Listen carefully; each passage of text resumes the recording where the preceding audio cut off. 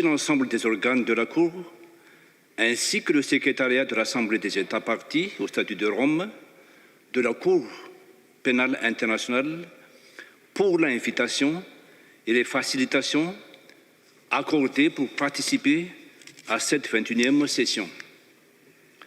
Nos félicitations vous sont adressées pour la qualité des rapports présentés et pour les efforts que vous avez tous déployés pour mener à bien les activités de la Cour pendant l'année écoulée.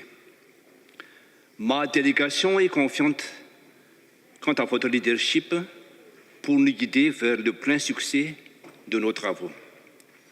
À l'instar de ceux qui ont pris la parole avant moi, permettez-moi de saisir l'opportunité qui m'est offerte pour féliciter la Cour des progrès accomplis en 20 ans. En effet, nous ne soulignerons jamais assez le rôle crucial et la responsabilité particulière de la CPI dans l'instauration d'un monde de paix et de justice. Soyons reconnaissants à tous les présidents, procureurs, juges et greffiers qui ont accompli leur mandat pour leur dévouement ainsi que leur engagement dans la lutte contre l'impunité. Accordons notre soutien à ceux qui servent d'aujourd'hui et à ceux qui vont encore servir demain. Louons le professionnalisme et les efforts déployés par l'ensemble du personnel pour rendre cette instance internationale capable de faire face aux problèmes que traverse le monde. Mesdames et Messieurs, la République de Madagascar partage les idéaux de paix et de justice prônés par la Cour pénale internationale. Notre participation à cette Assemblée est une réaffirmation de l'intérêt particulier que mon pays accorde à la justice pénale internationale. Madagascar réitère d'ailleurs son attachement au multilatéralisme, lequel a abouti à l'adoption du statut de Rome et a marqué un tournant décisif dans la mise en place d'éléments nécessaires au maintien de la paix et de la sécurité, ainsi qu'au respect du droit international. Madagascar est d'avis que la coopération entre les États s'avère fondamentale afin de permettre à la Cour de relever ces défis, de s'acquitter pleinement de sa mission dans l'exécution de son mandat de promotion, de protection et de défense des droits de l'homme et de la dignité humaine. En ratifiant les instruments internationaux sur les droits humains, Madagascar s'est approprié des principes tels que le respect et la protection des libertés et droits fondamentaux, l'instauration d'un état de droit et l'élimination de toutes les formes d'injustice, de corruption, d'inégalité et de discrimination. Madagascar attache une très grande importance à ces valeurs et principes, et je ne cite, entre autres, que la lutte contre les crimes relatifs au genre et à ceux commis sur les enfants. Ainsi, en 2019, l'État malagasy a adopté une loi relative à la lutte contre les violences basées sur le genre. Par ailleurs, une politique nationale de protection de l'enfant est en cours d'élaboration. Madagascar estime, entre autres, qu'il est impératif de renforcer les campagnes de sensibilisation et d'information auprès de nos populations pour qu'elles comprennent mieux et s'approprient le mandat dévolu à la Cour pénale internationale. Plus particulièrement, nous comptons susciter des vocations parmi nos jeunes en les incitant à manifester leurs intérêts aux emplois de la Cour, là où Madagascar fait encore partie des pays pas représentés ou insuffisamment représentés. Pour conclure, je saisis cette occasion pour vous annoncer, mesdames et messieurs, que Madagascar présentera un candidat au poste de juge de la Cour pénale internationale lors des élections qui vont se tenir en 2023 et sollicite votre précieux soutien. Mr. Vice President, ladies and gentlemen, thank you very much for your attention. Je vous remercie. Merci beaucoup. Nous tournons maintenant au directeur général du département de la droit international au ministère des Affaires étrangères à Mongolia. To the representative from Mongolia, please.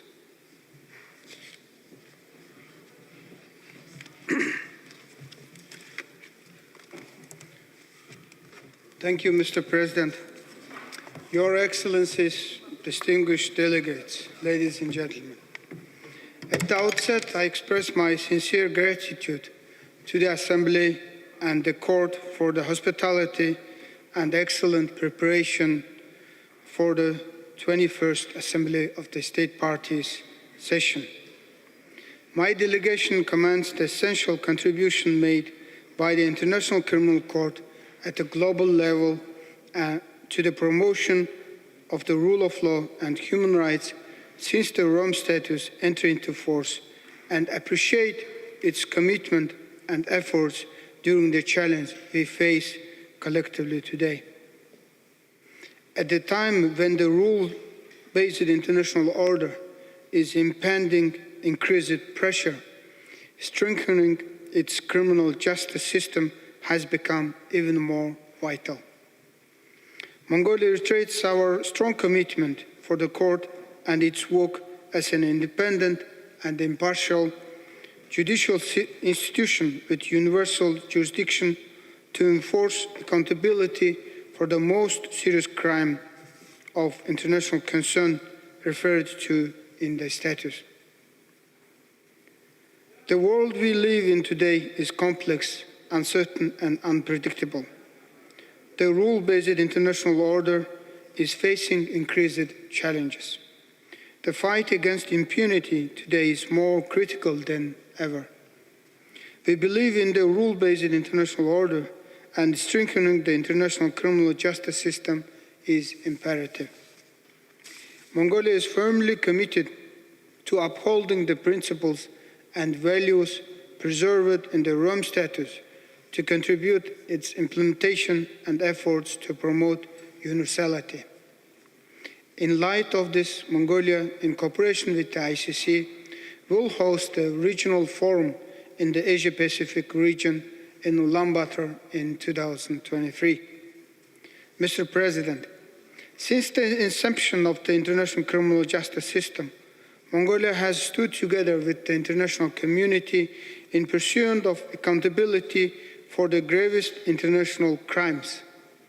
In this regard, together with Argentina, Belgium, Senegal, Slovenia, and Netherlands, we are working towards adopting a new multilateral treaty for mutual legal assistance and extradition for domestic prosecution of the most serious international crimes.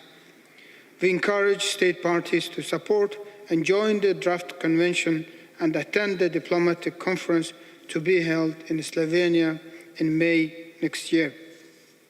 As a practical tool to enable states to comply with their international obligations and empower their national judiciaries, it is proposed to set a modern procedural multilateral treaty on MLA and extradition, which would facilitate better practical cooperation between states in investigating and prosecuting these crimes. Mongolia remains firmly committed to continuing its active support and partnership with the court to further activities of the ICC and strengthen the system of international criminal justice. I thank you, Mr. President. Thank you very much. We're now going to hear from the permanent representative of the Bolivarian Republic of Venezuela.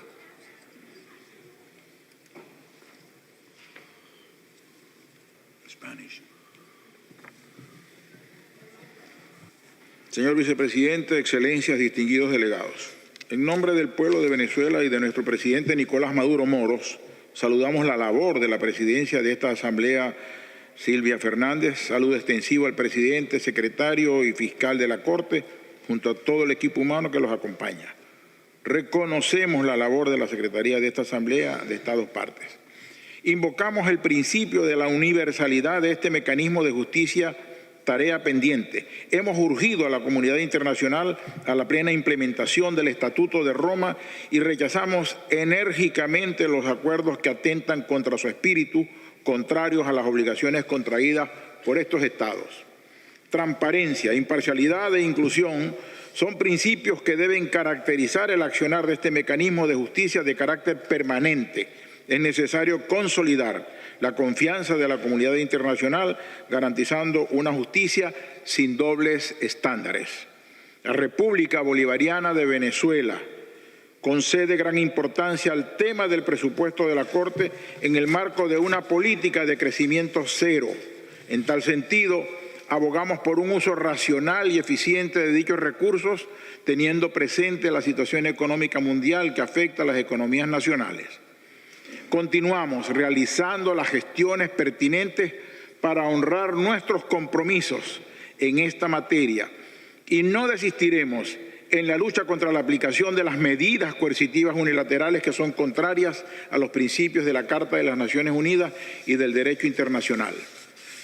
Durante el debate general, altos funcionarios de diversos países han exigido estar al día en las cuotas de contribución ante la CPI. Muchos de ellos apoyan el bloqueo económico contra Venezuela ilegalmente decretado por los Estados Unidos. El gobierno del Reino Unido, por ejemplo, tiene secuestrada más de 30 toneladas de reservas de oro de Venezuela mientras nos exige estar al día. En algún momento, esta misma Corte fue víctima de algunas sanciones que son violatorias del principio de la no intervención en asuntos internos en otros estados.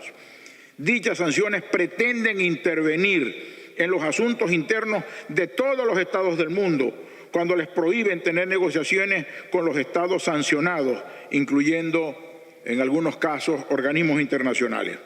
Hoy nuestro pueblo sigue siendo objeto de tales arbitrarias medidas, viviendo su impacto adverso e inhumano.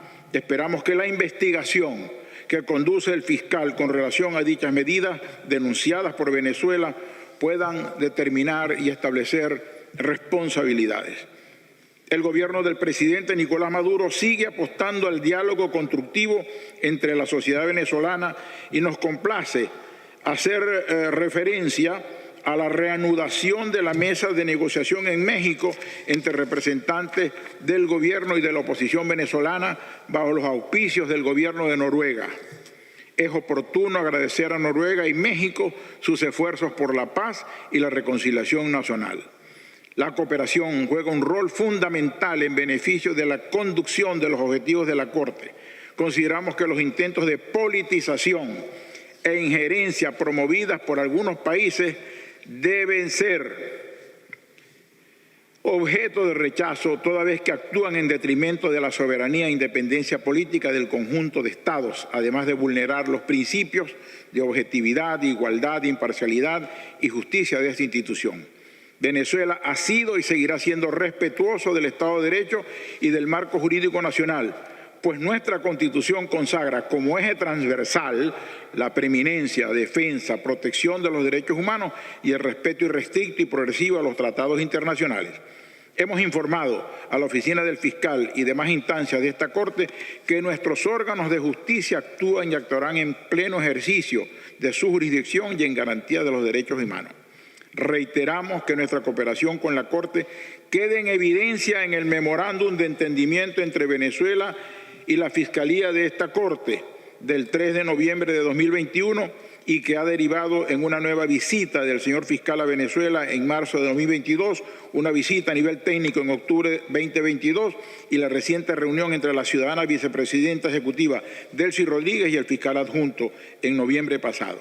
Nos encontramos trabajando para la consecución de un plan de trabajo conjunto, un acuerdo de cooperación y la apertura de una oficina de la Corte en la ciudad de Caracas. Venezuela y el gobierno del presidente Nicolás Maduro no tienen absolutamente nada que esconder. Somos víctimas de una campaña al mejor estilo del nazi Joseph Goebbels. Una mentira repetida millones de veces se convierte paradójicamente en una falsa verdad. Debo resaltar que varios de los gobiernos que se sumaron a la denuncia en contra de Venezuela han salido del poder por la vía electoral. La plataforma intervencionista conocida como Grupo de Lima se disolvió por decisión de sus pueblos.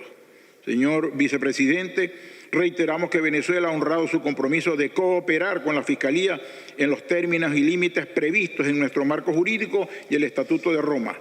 También las instituciones del Estado venezolano han compartido información relevante en relación al estatus de los procesos que se adelantan en nuestro sistema de justicia relativos a los eventos 2014 y 2017 conforme a la legislación nacional. En Venezuela, las víctimas tienen y tendrán siempre en el sistema jurisdiccional las instancias para satisfacer sus expectativas de justicia, responsabilidad primaria de todo Estado. Ponerlo en duda trasladaría el principio de complementariedad al campo de una mera formalidad vertida en el Estatuto de Roma, o sería tanto como presumir que esta Corte no confía en los sistemas de justicia de nuestros países. Por último, queremos manifestar nuestra preocupación por la subrepresentación regional de su personal en su personal del GRULAC, que está infrarrepresentado en comparación con otros grupos regionales. Se trata de un déficit que amerita atención prioritaria por esta Asamblea. La delegación venezolana considera que esta Corte debe reflejar de manera balanceada los distintos sistemas legales, culturales e idiomas de sus estados partes. Renovamos nuestro compromiso con el Estatuto de Roma y la Corte, deseando el mejor de los resultados para esta 21 Asamblea. Muchísimas gracias. Muchas gracias. We now turn to Mali. C'est mon plaisir de vous présenter le secrétaire général de la ministère de la Justice et des Droits humains. Vous avez la parole. Merci bien, Monsieur le Vice-président.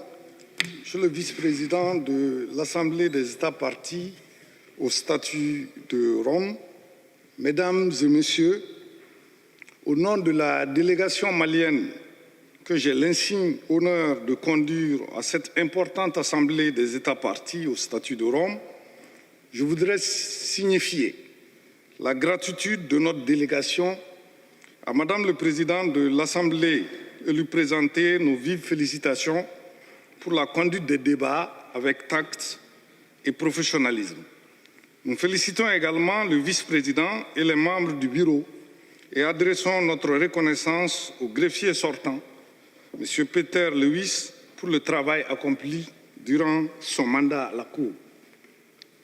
Mesdames et Messieurs, Monsieur le Vice-président, il me plaît de rappeler que le Mali a signé le statut de Rome le 17 juillet 1998 et l'a ratifié par la loi numéro 001 du 29 mai 2009. Il a également déposé son instrument de ratification le 16 août 2000, donnant ainsi compétence à la Cour pénale internationale de connaître les crimes relevant du statut de Rome commis sur son territoire. Il a poursuivi l'internalisation suivant la loi 2016 du 7 juillet 2016 portant modification du Code pénal de 2021 à l'aide du Code pénal de 2013 et celui portant révision de 2019. Mesdames et Messieurs, le Mali coopère avec la Cour pénale internationale non seulement sur le fondement des dispositions pertinentes du statut de Rome, mais également sur la base de l'accord de coopération judiciaire avec le bureau du procureur, signé le 13 février 2013, ainsi que le protocole d'accord concernant les conditions d'installation et de travail de la CPI sur le territoire du Mali, en date du 5 septembre 2014. En outre, il faut rappeler l'accord sur les immunités et les privilèges ratifiés le 8 juillet 2004 et l'accord sur l'exécution de la peine signé le 13 janvier 2012.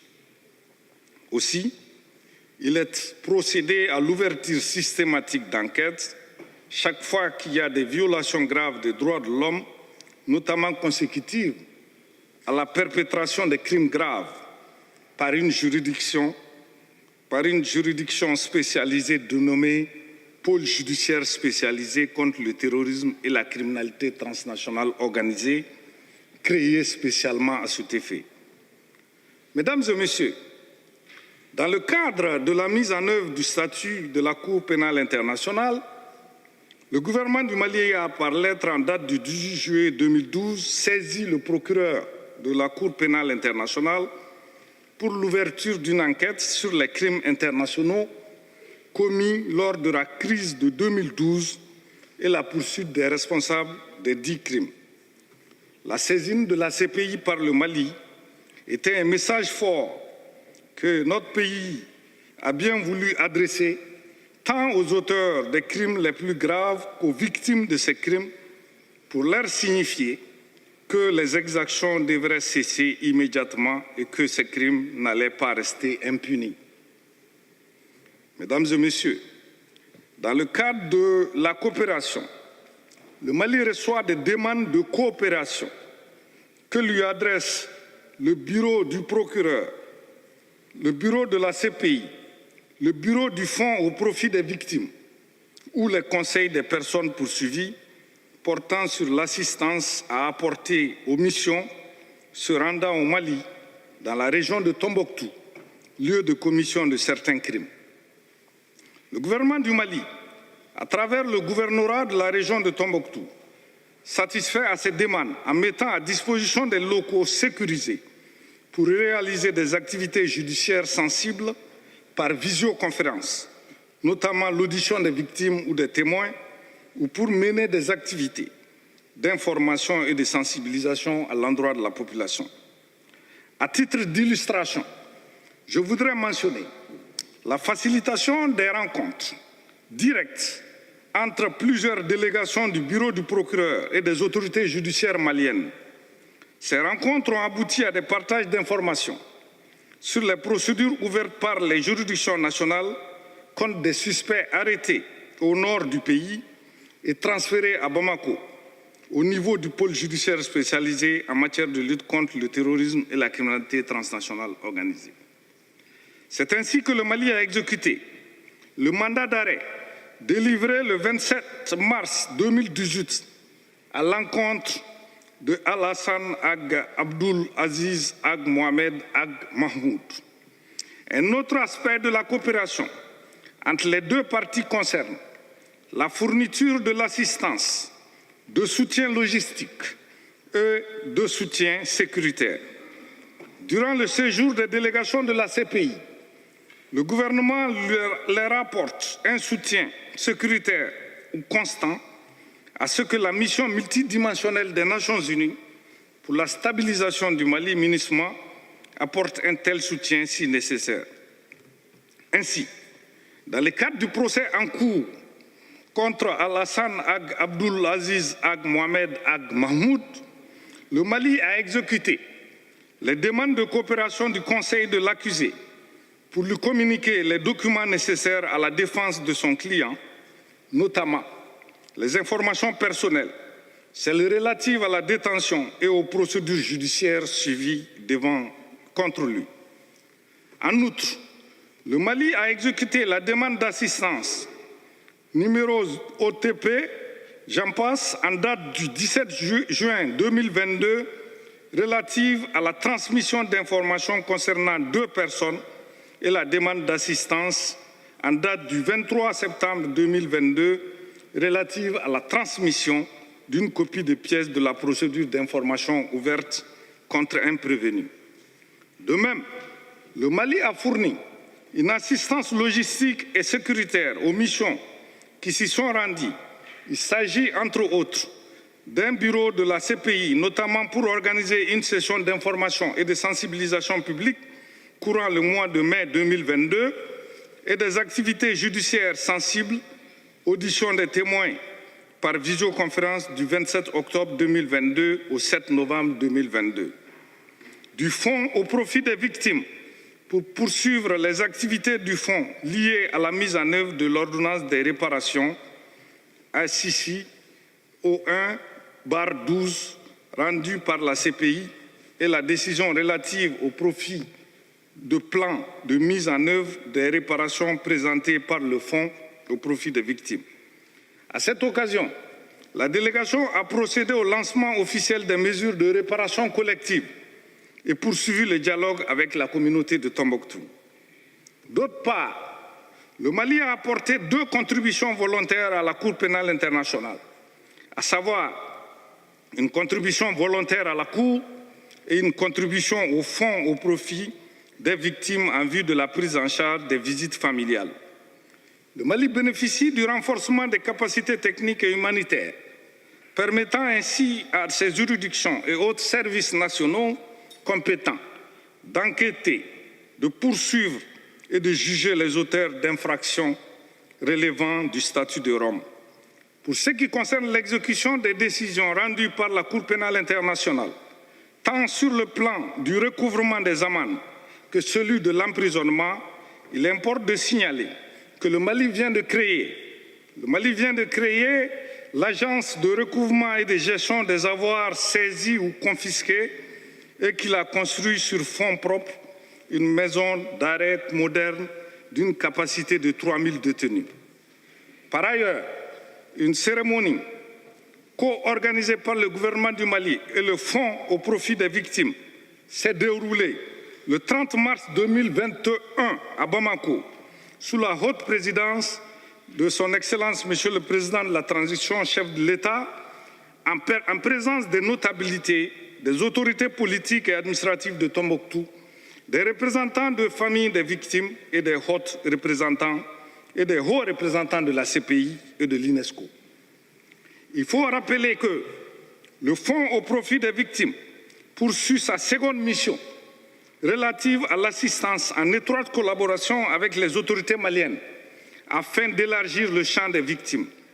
Cette assistance porte sur un appui matériel et une réhabilitation physique et psychique et s'appuie sur le programme de réparation de la Commission Vérité, Justice et Réconciliation, CVJR. La mise en œuvre des réparations au Mali s'étend sur 3 ans, soit jusqu'en 2023. Il importe d'indiquer que le Mali est en phase avec les résolutions. Il a satisfait la désignation des points focaux et il actualise la désignation des points focaux chaque fois que de besoin, qui constituent des interfaces et des relais entre la CPI et les États membres et qui participent de la fluidité et permet de donner corps aux décisions de la CPI. Notre délégation appuie en ce sens la déclaration du représentant de l'Ouganda relativement au respect des équilibres régionaux. Et la CPI se doit de capitaliser la riche expertise des cadres africains compétents, mais très souvent ignorés pour des raisons inexplicables au profit de zones plus puissantes. Il importe de mettre fin, comme indiqué, à la suprématie d'une région sur une autre, car toutes les régions du monde regorgent des ressources humaines compétentes et valables. Il importe d'en tenir compte pour assurer l'égalité de tous et respecter l'équilibre géographique et l'universalité dans le choix des cadres, à l'instar de la vocation de la CPI. Notre continent a donné des juges et procureurs compétents, pourquoi pas des greffiers compétents. Mesdames et messieurs, permettez-moi de terminer cette déclaration par les mots du juge Chan Hun Song, président de la CPI de 2009 à 2015, lors de son allocution devant l'Assemblée générale des Nations unies, le 26 octobre 2011, je cite, « Le statut de Rome repose sur des valeurs communes d'importance fondamentale, la paix, la sécurité et le bien-être des enfants, des hommes et des femmes du monde entier. En se joignant à cette communauté, chaque État apporte sa part et sa pierre à l'édification d'un rempart qui protégerait les générations futures de terribles atrocités. Fin de citation. Par cette invite, je voudrais réaffirmer l'engagement des plus hautes autorités du Mali à poursuivre sa coopération avec la CPI dans le cadre du strict respect des dispositions du statut de Rome et de soutenir les présents travaux de l'Assemblée des États parties. Je vous remercie de votre bienveillante attention. Merci, M. Diarra. Prochainement, nous avons l'ambassadeur de l'Espagne qui va nous parler. Merci, madame. Señora. Señor vicepresidente de la Asamblea, señores altos dignatarios de la Corte, excelencias, señores y señoras. Es un honor para mí dirigirme este año a la Asamblea de los Estados parte de la Corte Penal Internacional y quisiera iniciar mis palabras suscribiendo la intervención de la Unión Europea. Esta oportunidad me permite reiterar el firme compromiso de mi país con la Corte como pieza fundamental del sistema de justicia universal y de la lucha contra la impunidad.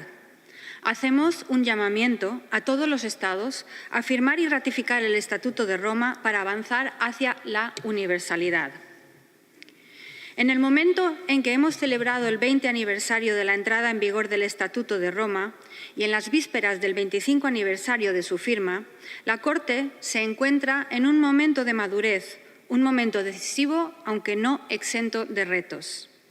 Me permito a continuación destacar algunas de las cuestiones de especial interés para mi país. Una de las iniciativas importantes es el proceso de revisión. Sobre la base del informe de los expertos independientes se ha logrado la práctica evaluación de todas las recomendaciones y se ha avanzado en la aplicación de buena parte de ellas. Quisiera agradecer el enorme impulso de la señora presidenta de la Asamblea, así como de los vicepresidentes, los mandatos que dependen de ellos en La Haya y en Nueva York, y de los responsables del mecanismo de examen establecido.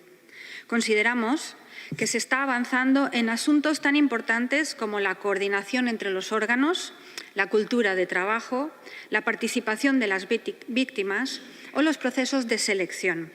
Animamos a todos a continuar el esfuerzo de puesta en marcha de las recomendaciones evaluadas positivamente. Por otro lado, observamos este momento de madurez de la Corte al tener en cuenta su nivel de actividad judicial y fiscal, la celebración de 3 juicios paralelos y la conducción de 17 investigaciones en varios continentes. La investigación abierta en Ucrania, en cuya remisión ha participado mi país, se enfrenta a retos hasta ahora casi inimaginables. Las instituciones de la Corte, en especial la Fiscalía, han reaccionado debidamente y hoy en día se está llevando a cabo una investigación en Ucrania con apoyo de las autoridades ucranianas, de otros Estados miembros y de instituciones europeas como Eurojust. Por su parte, España también está apoyando a investigadores y fiscales ucranianos con expertos que cooperarán con la Corte en la medida en que resulte necesario.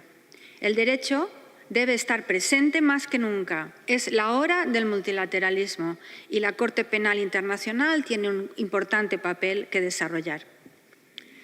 En cualquier caso, consideramos que todas las situaciones merecen igual atención y que con cada víctima hay una deuda moral que no puede quedar sin saldar.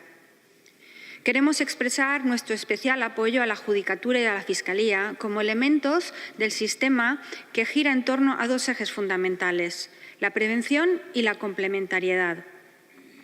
En el caso concreto de la Fiscalía, nos complace observar los avances en materia de asociación operativa con las autoridades de los Estados y otros mecanismos internacionales.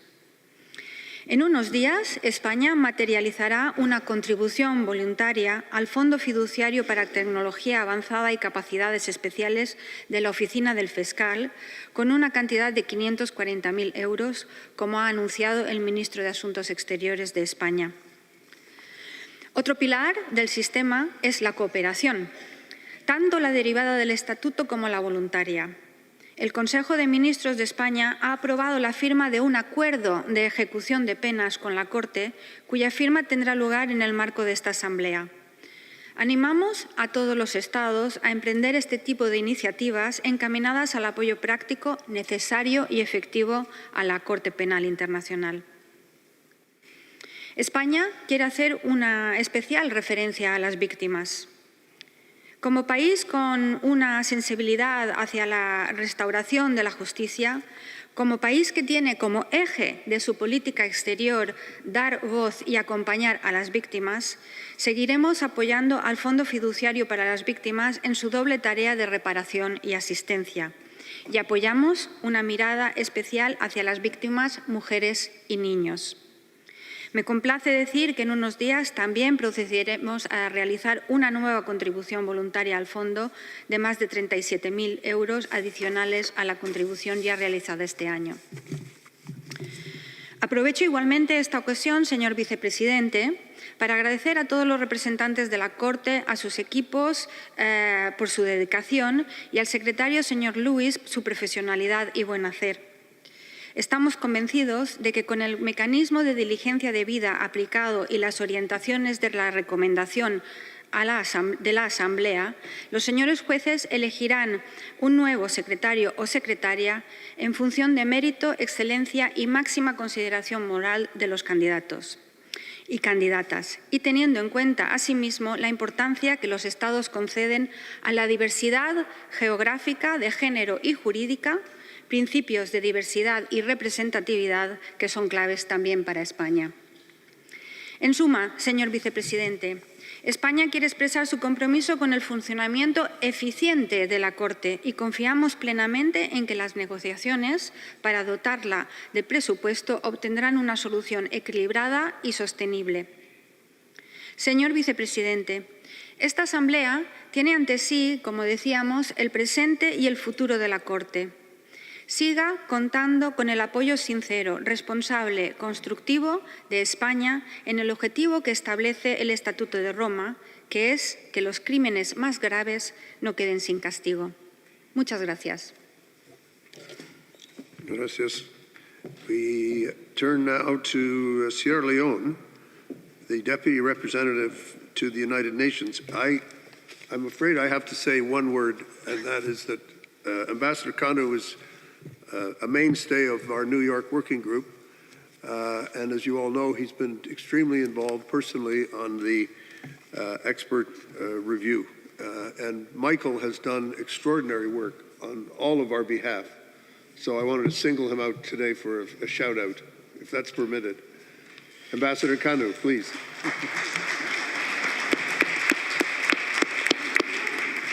Thank you, Vice President. Indeed, very kind, and thank you, state parties and stakeholders. Vice President, in the 20th anniversary year of the International Criminal Court, and at the most active period of its work, the Republic of Sierra Leone is pleased to see the return of a less restrictive format of the Assembly of State Parties, having together state parties, principals and staff of the court, civil society, and other stakeholders in this annual convocation. We commend the leadership of the court and indeed the staff for their dedication in carrying out its important mandate as an independent and impartial judicial institution, committed to uphold and defend the principles and values enshrined in the Rome Statute in the universal resolve to end impunity for atrocity crimes. This commitment to the mandate of the court is needed on a perpetual basis, including cooperating on the outstanding requests for arrest and surrender. Sierra Leone will continue to support a strong and efficient ICC and the Rome Statute system. The system of ensuring accountability for atrocity crime is founded on the principle of complementarity and interstate cooperation. For it to work, we must emphasize the strengthening of the domestic capacity of state parties to investigate, prosecute, and punish the perpetrators of crimes within the jurisdiction of the court. The ICC will step in only as a court of last resort when the state parties are unable or unwilling to do so. With the current spate of regrettable continued perpetration of atrocity crimes, the relevance of the ICC mandate cannot be overstated, and the need for continuing commitment by the state parties and other stakeholders to address accountability gaps in line with the Rome Statute cannot be overemphasized. To undertake its important mandate, leadership by and within the court is fundamental. As the Assembly of State Parties and the judiciary are in the process of electing the next registrar of the ICC, and as we agree on the need to stress, and I quote, the necessity of securing the highest standards of efficiency and competence, end of quote, we use this opportunity to emphasize the importance to accord, and I quote, high priority to equitable geographical representation, gender balance, and adequate representation of the principal legal systems of the world, while emphasizing the need for preserving diversity and multilingualism, recognizing rotation as a useful tool, end of quote. This is significant for the court to attain and to be seen to reflect the universal character to which it aspires. We use this opportunity to pay tribute to the outgoing registrar, Mr. Peter Lewis, for leading the work of the registry at a critical and consequential time for the court. We thank him for his excellent contributions, his dedication, and for implanting the sense of stability where needed the most. Vice President, following recent elections of the prosecutor and deputy prosecutors, the ongoing election process for the registrar, and judicial elections next ASP session, Sierra Leone joins other state parties and civil society in welcoming the institutionalization of a vetting process for ICC and ASP elections, where high moral character is a requirement. We therefore welcome the report by the facilitators on the third election of the prosecutor of the ICC Lessons Learned of 25th October 2022, noting that, and I quote, a large majority of state parties considered vetting to be central to the election process and consider that there should be clear rules covered in the terms of reference from the start, end of quote. We look forward to the next steps in developing the permanent vetting process in an inclusive and transparent manner. Vice President, Sierra Leone acknowledged that the court, in its 20th anniversary year, made significant progress and expanded its activities despite the challenges caused by the coronavirus pandemic, with the court being seized of 24 cases involving 31 defendants and 17 situations. Since its establishment, the court has now opened 31 cases involving 50 suspects or accused. Investigations have also been opened regarding the said 17 situations with almost universal regional spread. This is the reason why Sierra Leone supports the commemorative series of events planned for the 25th anniversary of the adoption of the Rome Statute in 2023. The extraordinary achievement of the international community in the adoption of the Rome Statute and the court is worth commemorating with the objective to enhance political support for the Rome Statute system, promote universality, and to reflect on the future of the court and the Rome Statute system with high-level discussions on the strategic vision for the next 10 years to implement Recommendation 363 of the Independent Expert Report. On the independent expert review process, Sierra Leone is pleased with the pace of the work of the review mechanism and the result achieved thus far. The review process aims at improving the performance, efficiency, and effectiveness of the court's operation must achieve its stated aim. Sierra Leone therefore continues to urge state parties and all stakeholders to continue their support and constructive engagement as the focus shifts to implementation of the positively assessed recommendation. Vice President, in Sierra Leone's bid for a non-permanent seat at the United Nations Security Council for the term 2024-2025, Noting the significant role of the Security Council within the Rome Statute system, we have prioritized the effective maintenance of international peace, safeguarding human rights, and pursuing a culture of accountability.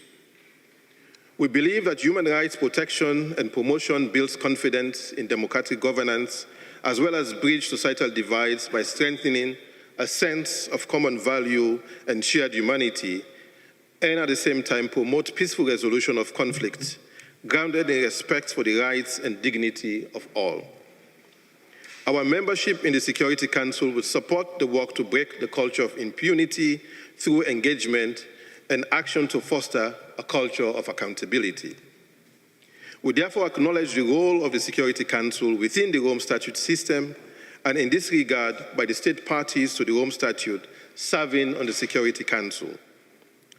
The Court and the Security Council indeed have, and I quote, different yet complementary roles in addressing the gravest crimes of concern to the international community, which has the potential to destabilize international peace and security. The Security Council's prerogative to refer a situation to the court can help to promote accountability in situations where grave crimes may have been committed, but the court lacks jurisdiction. End of quote. In closing, Vice President, the government of Sierra Leone, in recognition of the important work of the Committee on Budget and Finance of the ASP, nominated Mr. Sir Lahai Jusso for the one seat allocated to the African state parties, with elections to be conducted this 21st session. As we thank state parties for their support as we move towards a consensual outcome in the ASP's election of a member of the CBF, we urge this Assembly to act on the need to address the issue of the composition of the CBF as for the principle of equitable geographical distribution, rooted in the fundamental principle of sovereign equality of each state party to be fully respected. Let me close, Vice President, by reiterating Sierra Leone's unwavering support for the court as an independent and impartial judicial institution. And this restatement of support to the court is a way of reiterating our commitment to the victims on whose behalf we have this accountability system. We continue to acknowledge and commend the Trust Fund for Victims for the discharge of its critical mandate. Therefore, Sierra Leone further supports the call for, and I quote, the consistent implementation of the court's mandate across the situations and cases under its jurisdiction in the interest of justice and the victim's right to access justice, stressing the need for sustainable resources for all situations, as well as cooperating with the court. End of quote, and I thank you for the floor, Vice President. Thank you. Thanks to Ambassador Kanu. We now will hear from the Ambassador of Kenya to the Netherlands.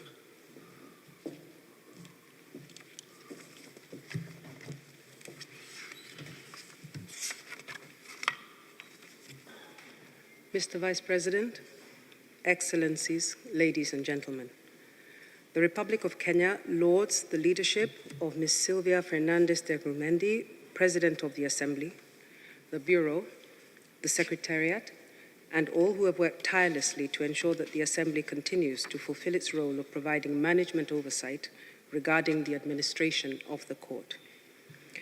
Mr. Vice President, Excellencies, the review of the functioning of the Court and the Rome Statute system in 2020 marked a significant milestone in the efforts of states parties towards a more robust ICC system. The review sought to strengthen transparency and fairness by all the organs of the Court. The report of the independent experts contains numerous recommendations, both short and long-term, with varying degrees of complexity, attendant risk and costs, and urgency of implementation. Kenya supports necessary reforms to the Court, but this should be done with an informed and nuanced approach to decisively tackle some of the structural and operational challenges faced by the Court. For example, the proposed recommendation 367 and 370 take away from the independence and efficiency of both the Committee on Budget and Finance and the Audit Committee and related personnel. If these recommendations are taken at face value, they will negatively impact the effectiveness of these organs of the Court. The report of the Committee on Budget and Finance is an integral tool for the representatives of states parties in understanding the financial position of the court. The report of the Committee on Budget and Finance has indeed in practice formed the basis for the political negotiations on the proposed budget of the court.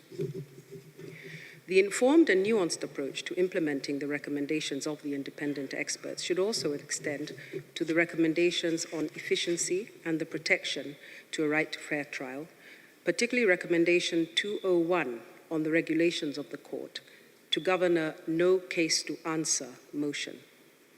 Provisions regulating no case to answer should be incorporated into one of the texts of the court. Ideally, they should feature in the rules. But until the rules can be amended, it should be incorporated into the regulations of the court.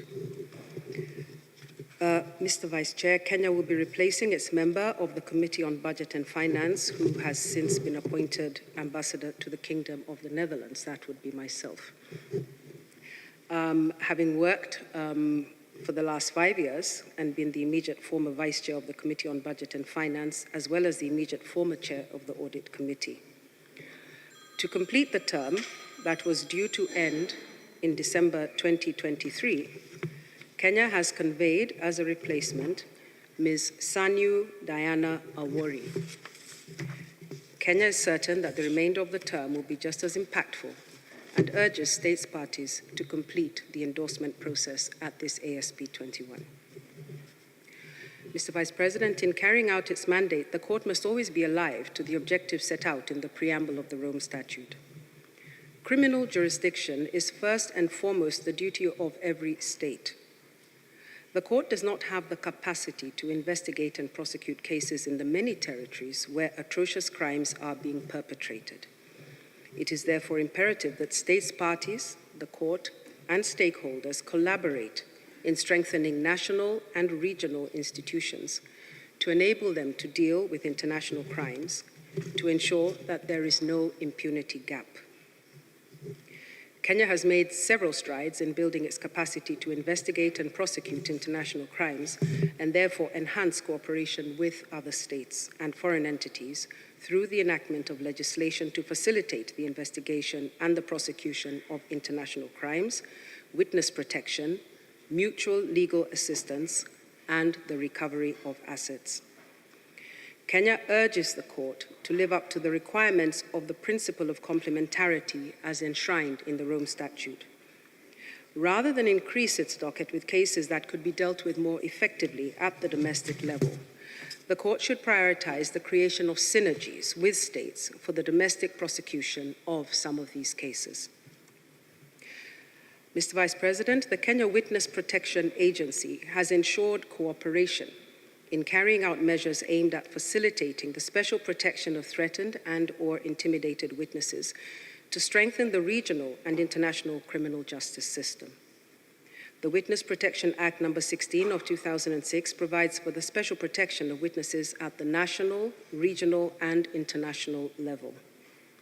The need for an effective and efficient cooperation framework on witness protection and a standard operating procedure at the regional and international levels is therefore exigent.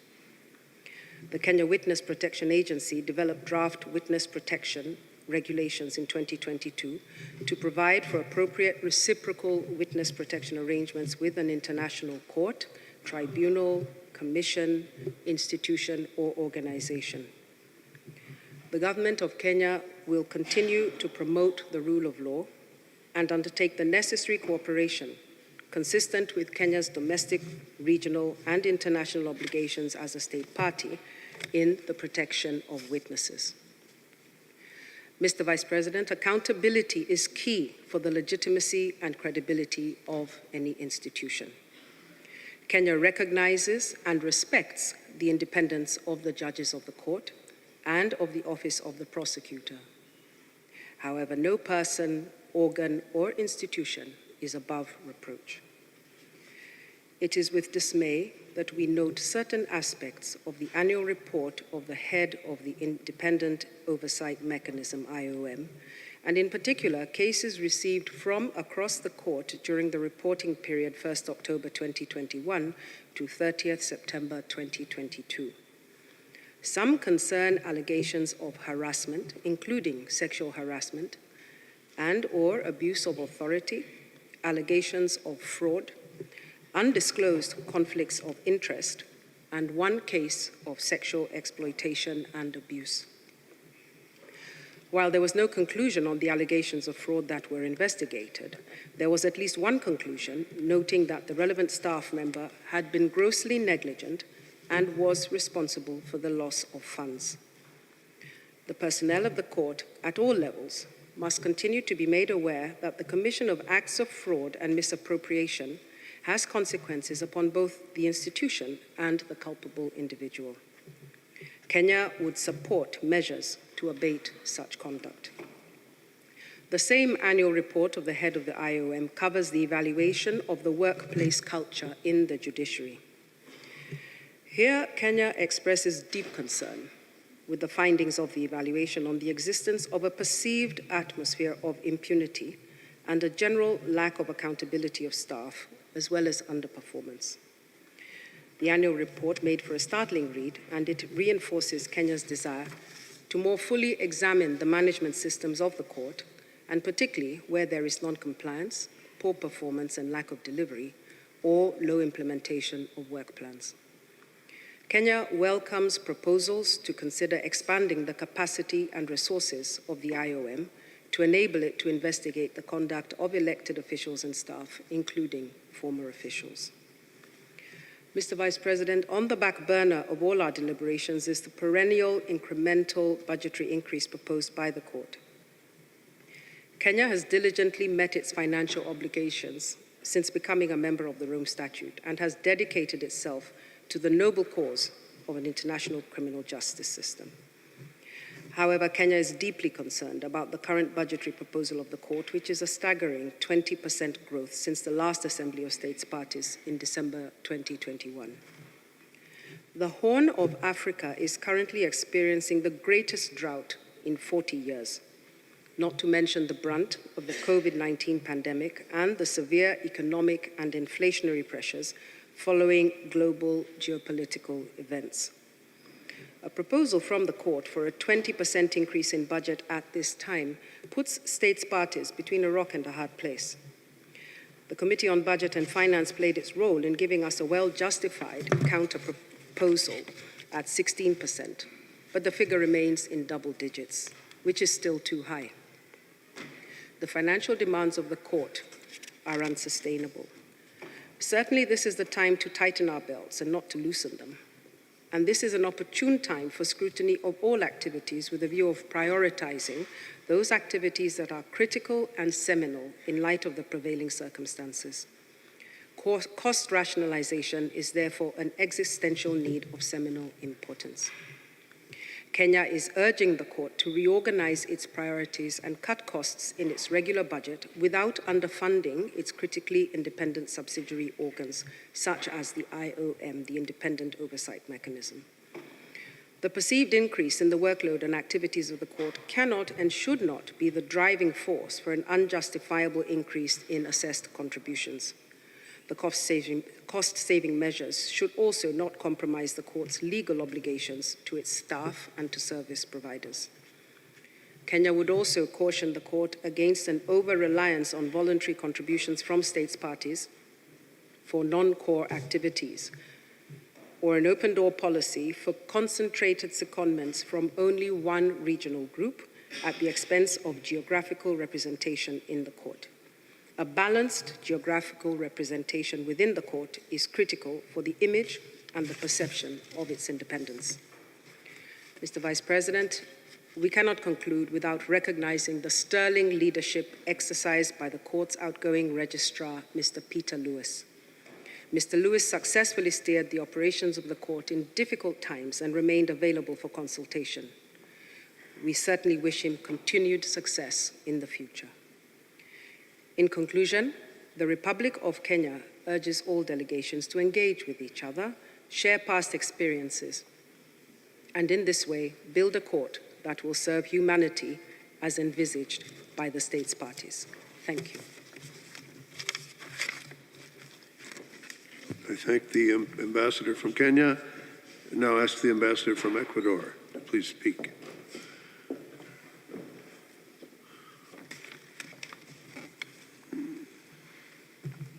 Señor vicepresidente, distinguidos jefes de delegación, excelencias, deseo iniciar esta intervención reconociendo la excelente labor de la presidenta de la Asamblea, Silvia Fernández de Gurmendi, la de los vicepresidentes, embajadores Caterina Sequenzova y Robert Ray, así como de los miembros de la Mesa y la Secretaría de la Asamblea de los Estados Parte, quienes han trabajado diligentemente hacia la exitosa realización de esta sesión de trabajo. Quisiera igualmente expresar un especial reconocimiento al señor Peter Lewis, secretario de la Corte, quien ha tenido un rol clave en el manejo económico y administrativo de la Corte durante los últimos 5 años y cuyo periodo está por concluir en los primeros meses del 2023.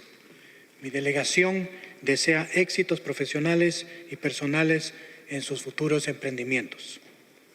El Ecuador confía en que las recomendaciones elaboradas por la Asamblea sobre la elección del próximo secretario serán de gran utilidad para los honorables magistrados de la Corte en su proceso de elegir al candidato más competente y dedicado a esta institución. Es un gran privilegio para mí tener la oportunidad de representar a la República del Ecuador en el 21º período de sesiones de la Asamblea de los Estados Parte del Estatuto de Roma. En esta sesión de la Asamblea no solamente saludamos la reapertura del mundo luego de 2 años de pandemia, sino también las contribuciones efectuadas colectivamente como Asamblea hacia los diversos temas de gran importancia para el trabajo presente y futuro de este organismo internacional. Ecuador respalda de manera permanente el rol que cumple la Corte Penal Internacional en la defensa del Estado de Derecho internacional, el combate a la impunidad y la provisión de reparaciones a las víctimas de crímenes bajo la jurisdicción de este tribunal, siendo el caso que es el único organismo internacional permanente facultado para ejercer su jurisdicción en última instancia respecto de crímenes más graves de trascendencia internacional. Respaldamos el trabajo esencial e independiente de la Corte, libre de presiones de carácter político y de amenazas por parte de entidades que pretenden restringir su labor. Nuestra delegación hace un llamado a los Estados Parte a intensificar la cooperación con la Corte, con el fin de cumplir con sus obligaciones y garantizar el buen funcionamiento del sistema del Estatuto de Roma, en particular en cuanto a la ejecución de órdenes de arresto. El Ecuador otorga especial importancia al principio de complementariedad, ya que permite a los Estados cooperar en la lucha contra la impunidad y constituye un apoyo a las legislaciones nacionales. En este sentido, promovemos la incorporación de las disposiciones correspondientes del Estatuto de Roma a la normativa de nuestros países y resaltamos que la cooperación internacional y la asistencia judicial son pilares fundamentales para el fortalecimiento y funcionamiento eficaz de la Corte. Señor vicepresidente, Ecuador como país de paz, que guía sus acciones internas y externas en la promoción y el respeto de los derechos humanos y del multilateralismo, se honra de ser un activo Estado parte del Estatuto de Roma. Tal es así que apenas hace una semana, el ministro de Relaciones Exteriores del Ecuador, Su Excelencia Juan Carlos Holguín, mantuvo reuniones de trabajo en la sede de la CPI con las más altas autoridades de la Corte. En ese sentido, deseo reiterar lo expresado por el canciller Holguín de forma personal, el compromiso del Ecuador en la realización del seminario de alto nivel para las Américas con la CPI en junio de 2023, que coincide con los 25 años de la adopción del Estatuto de Roma y cuyo propósito es reforzar el sistema de la justicia penal internacional a través de avanzar en el diálogo y el intercambio de mejores prácticas sobre los principios de la universalidad, complementariedad y cooperación en las Américas, con un componente particular sobre las víctimas de los delitos bajo jurisdicción de la Corte, así como el trabajo del Fondo Fiduciario en beneficio de las víctimas. Me permito agradecer a la Corte por su apoyo en la realización de este importante evento. En cuanto a la gobernabilidad de la Corte, el Ecuador apoya el fortalecimiento del diálogo permanente con los Estados parte y la sociedad civil, mediante la implementación de buenas prácticas y experiencias acumuladas a lo largo de varios años, en particular respecto de designaciones de autoridades de la Corte. El Ecuador sigue minuciosamente los intercambios mantenidos en los diversos foros respecto de la implementación de las recomendaciones de los expertos independientes sobre la revisión de la Corte Penal Internacional y del sistema del Estatuto de Roma. La posición ecuatoriana en cuanto a temas presupuestarios en la Corte Penal Internacional, como en otros organismos internacionales, ha sido buscar una redistribución eficiente de los recursos financieros y humanos a fin de evitar incrementos. En ese sentido, nuestro país aboga por la distribución adecuada y la racionalización del uso de los recursos disponibles con mayor eficiencia, así como el acatamiento del mandato del Estatuto de Roma sobre el balance de género y representación geográfica. Mi delegación reconoce el trabajo realizado por la Corte en presentar un presupuesto para un año tan complejo como el presente. Tomamos nota también del trabajo realizado por el Comité de Presupuesto y Finanzas. El Ecuador aboga por la adopción de un presupuesto que, a la vez de garantizar las operaciones de la Corte, tenga en cuenta las realidades económicas que presentemente existen para los Estados parte. Señor Vicepresidente, para finalizar, esta delegación desea también honrar a todas las víctimas de los crímenes más atroces y augura que el sistema de reparación y asistencia del Fondo Fiduciario en beneficio de las víctimas, que es uno de los principales programas de la CPI, siga cumpliendo su incansable labor de llevar esperanza en medio de la tragedia que viven las víctimas de dichos crímenes. Muchas gracias. Muchas gracias. Señor Ministro del Paraguay, por favor.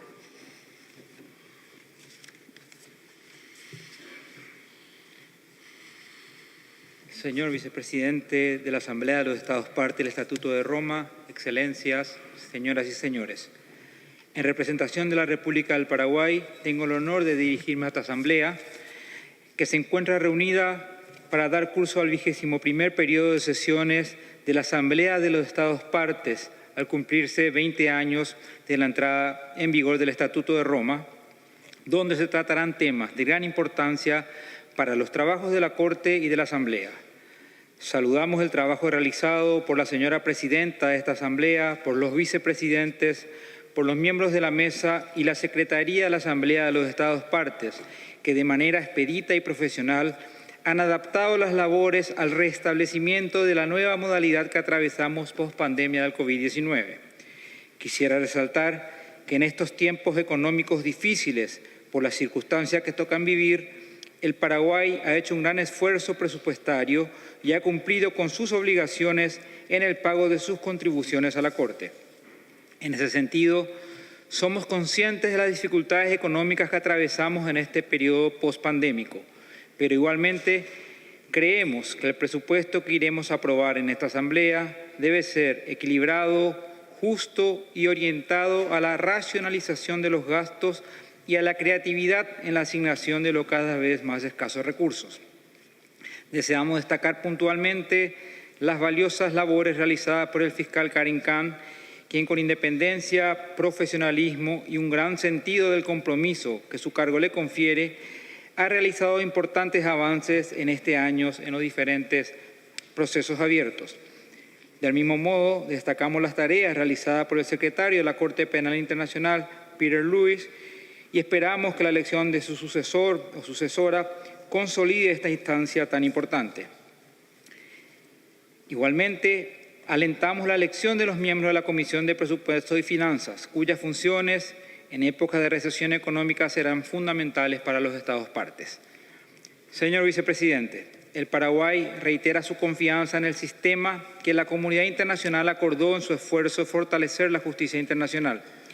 La existencia de la Corte Penal Internacional constituye un hito importantísimo en las voluntades colectivas para superar la impunidad de los crímenes más atroces y asegurar la justicia y la reparación a las víctimas de delitos internacionales en el marco del derecho internacional y de la Carta de las Naciones Unidas, teniendo en cuenta la complementariedad del sistema al Estatuto de Roma. El Paraguay aboga por la consolidación de un diálogo constructivo y amplio con las organizaciones no gubernamentales y la sociedad civil.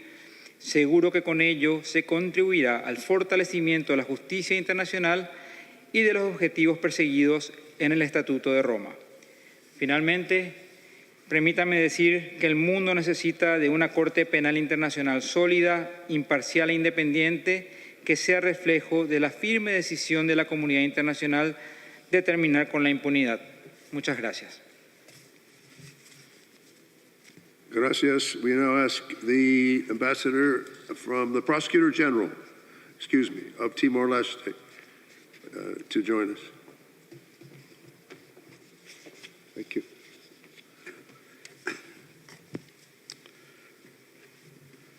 Madam President, Excellencies, distinguished delegates and representatives of civil society and non-governmental organizations, I'm honored to once again address the Assembly of State Parties to their Rome Statute. Allow me to begin by greeting the President and her team for the work that they have been carrying out in the Presidency, and extend this greeting to the President of Court, the Prosecutor and the Secretary, and also to congratulate in a special way the Deputy Prosecutors and the election to the 20th session on the Assembly of State Parties, wishing in many successes. Madam President, the 21st Assembly of State Parties is a unique and historic milestone for the International Criminal Court, because in the Assembly we will symbolically celebrate the 20th anniversary of the entry into force of the Rome Statute of the International Criminal Court, the only permanent and universal court which by the values it represents is fundamental for the realization of international justice. Timor-Leste, from experience, what serious international crimes and how difficult and sensitive it is to achieve justice, without which sustainable and lasting peace is not possible. Therefore, on this occasion, we would like to reaffirm that Timor-Leste is a firm defender on the International Criminal Court, is committed to promoting the rule of law, to the fight against impunity of those responsible for the most serious international crimes, and in forever of achieving justice and reparation for victims of the most serious crime against international law. The criminal accountability of those who committed serious international crimes, respecting the right of defense, is certainly an essential instrument for promoting justice and world peace. But it also implies that the use of force is prohibited and there must be no reward. Madam President, the International Criminal Court has been confronted with new and complex challenges that require response that reaffirm the values it represents. Today more than ever is fundamental that state parties remain unwavering in their support of the court and international law, and that they engage in a spirit of constructive dialogue in order to adapt the court to the needs and the challenges of the contemporary world, making it more effective and with tangible results. In this sense, the report of the independent expert presented at the last General Assembly not only identifies the challenges that the court is faced with, but also present specific recommendation, being therefore an excellent working instrument, which must be considered by the state parties with the scope of comprehensive and constructive dialogue, a work that is the responsibility of the state parties to guarantee the condition for the court to fulfill its noble mission more effectively and efficiently. We will highlight as one of these important challenges the need for greater speed in investigation, prosecution, and trial.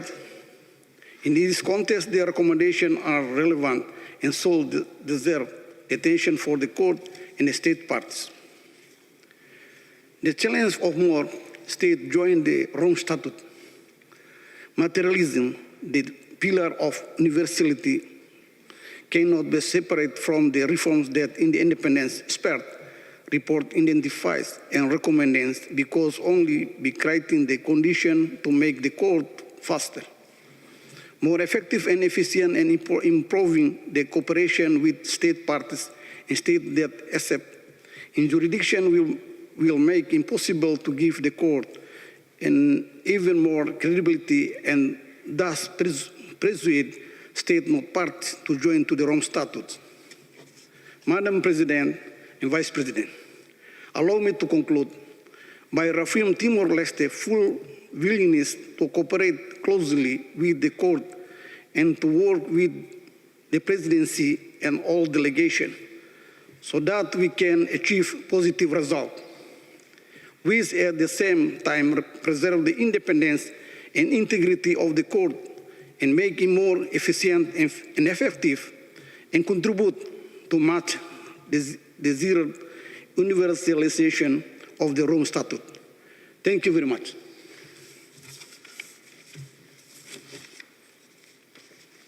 I thank the representative from Timor-Leste, and now turn to the chargé for the plurinational state of Bolivia.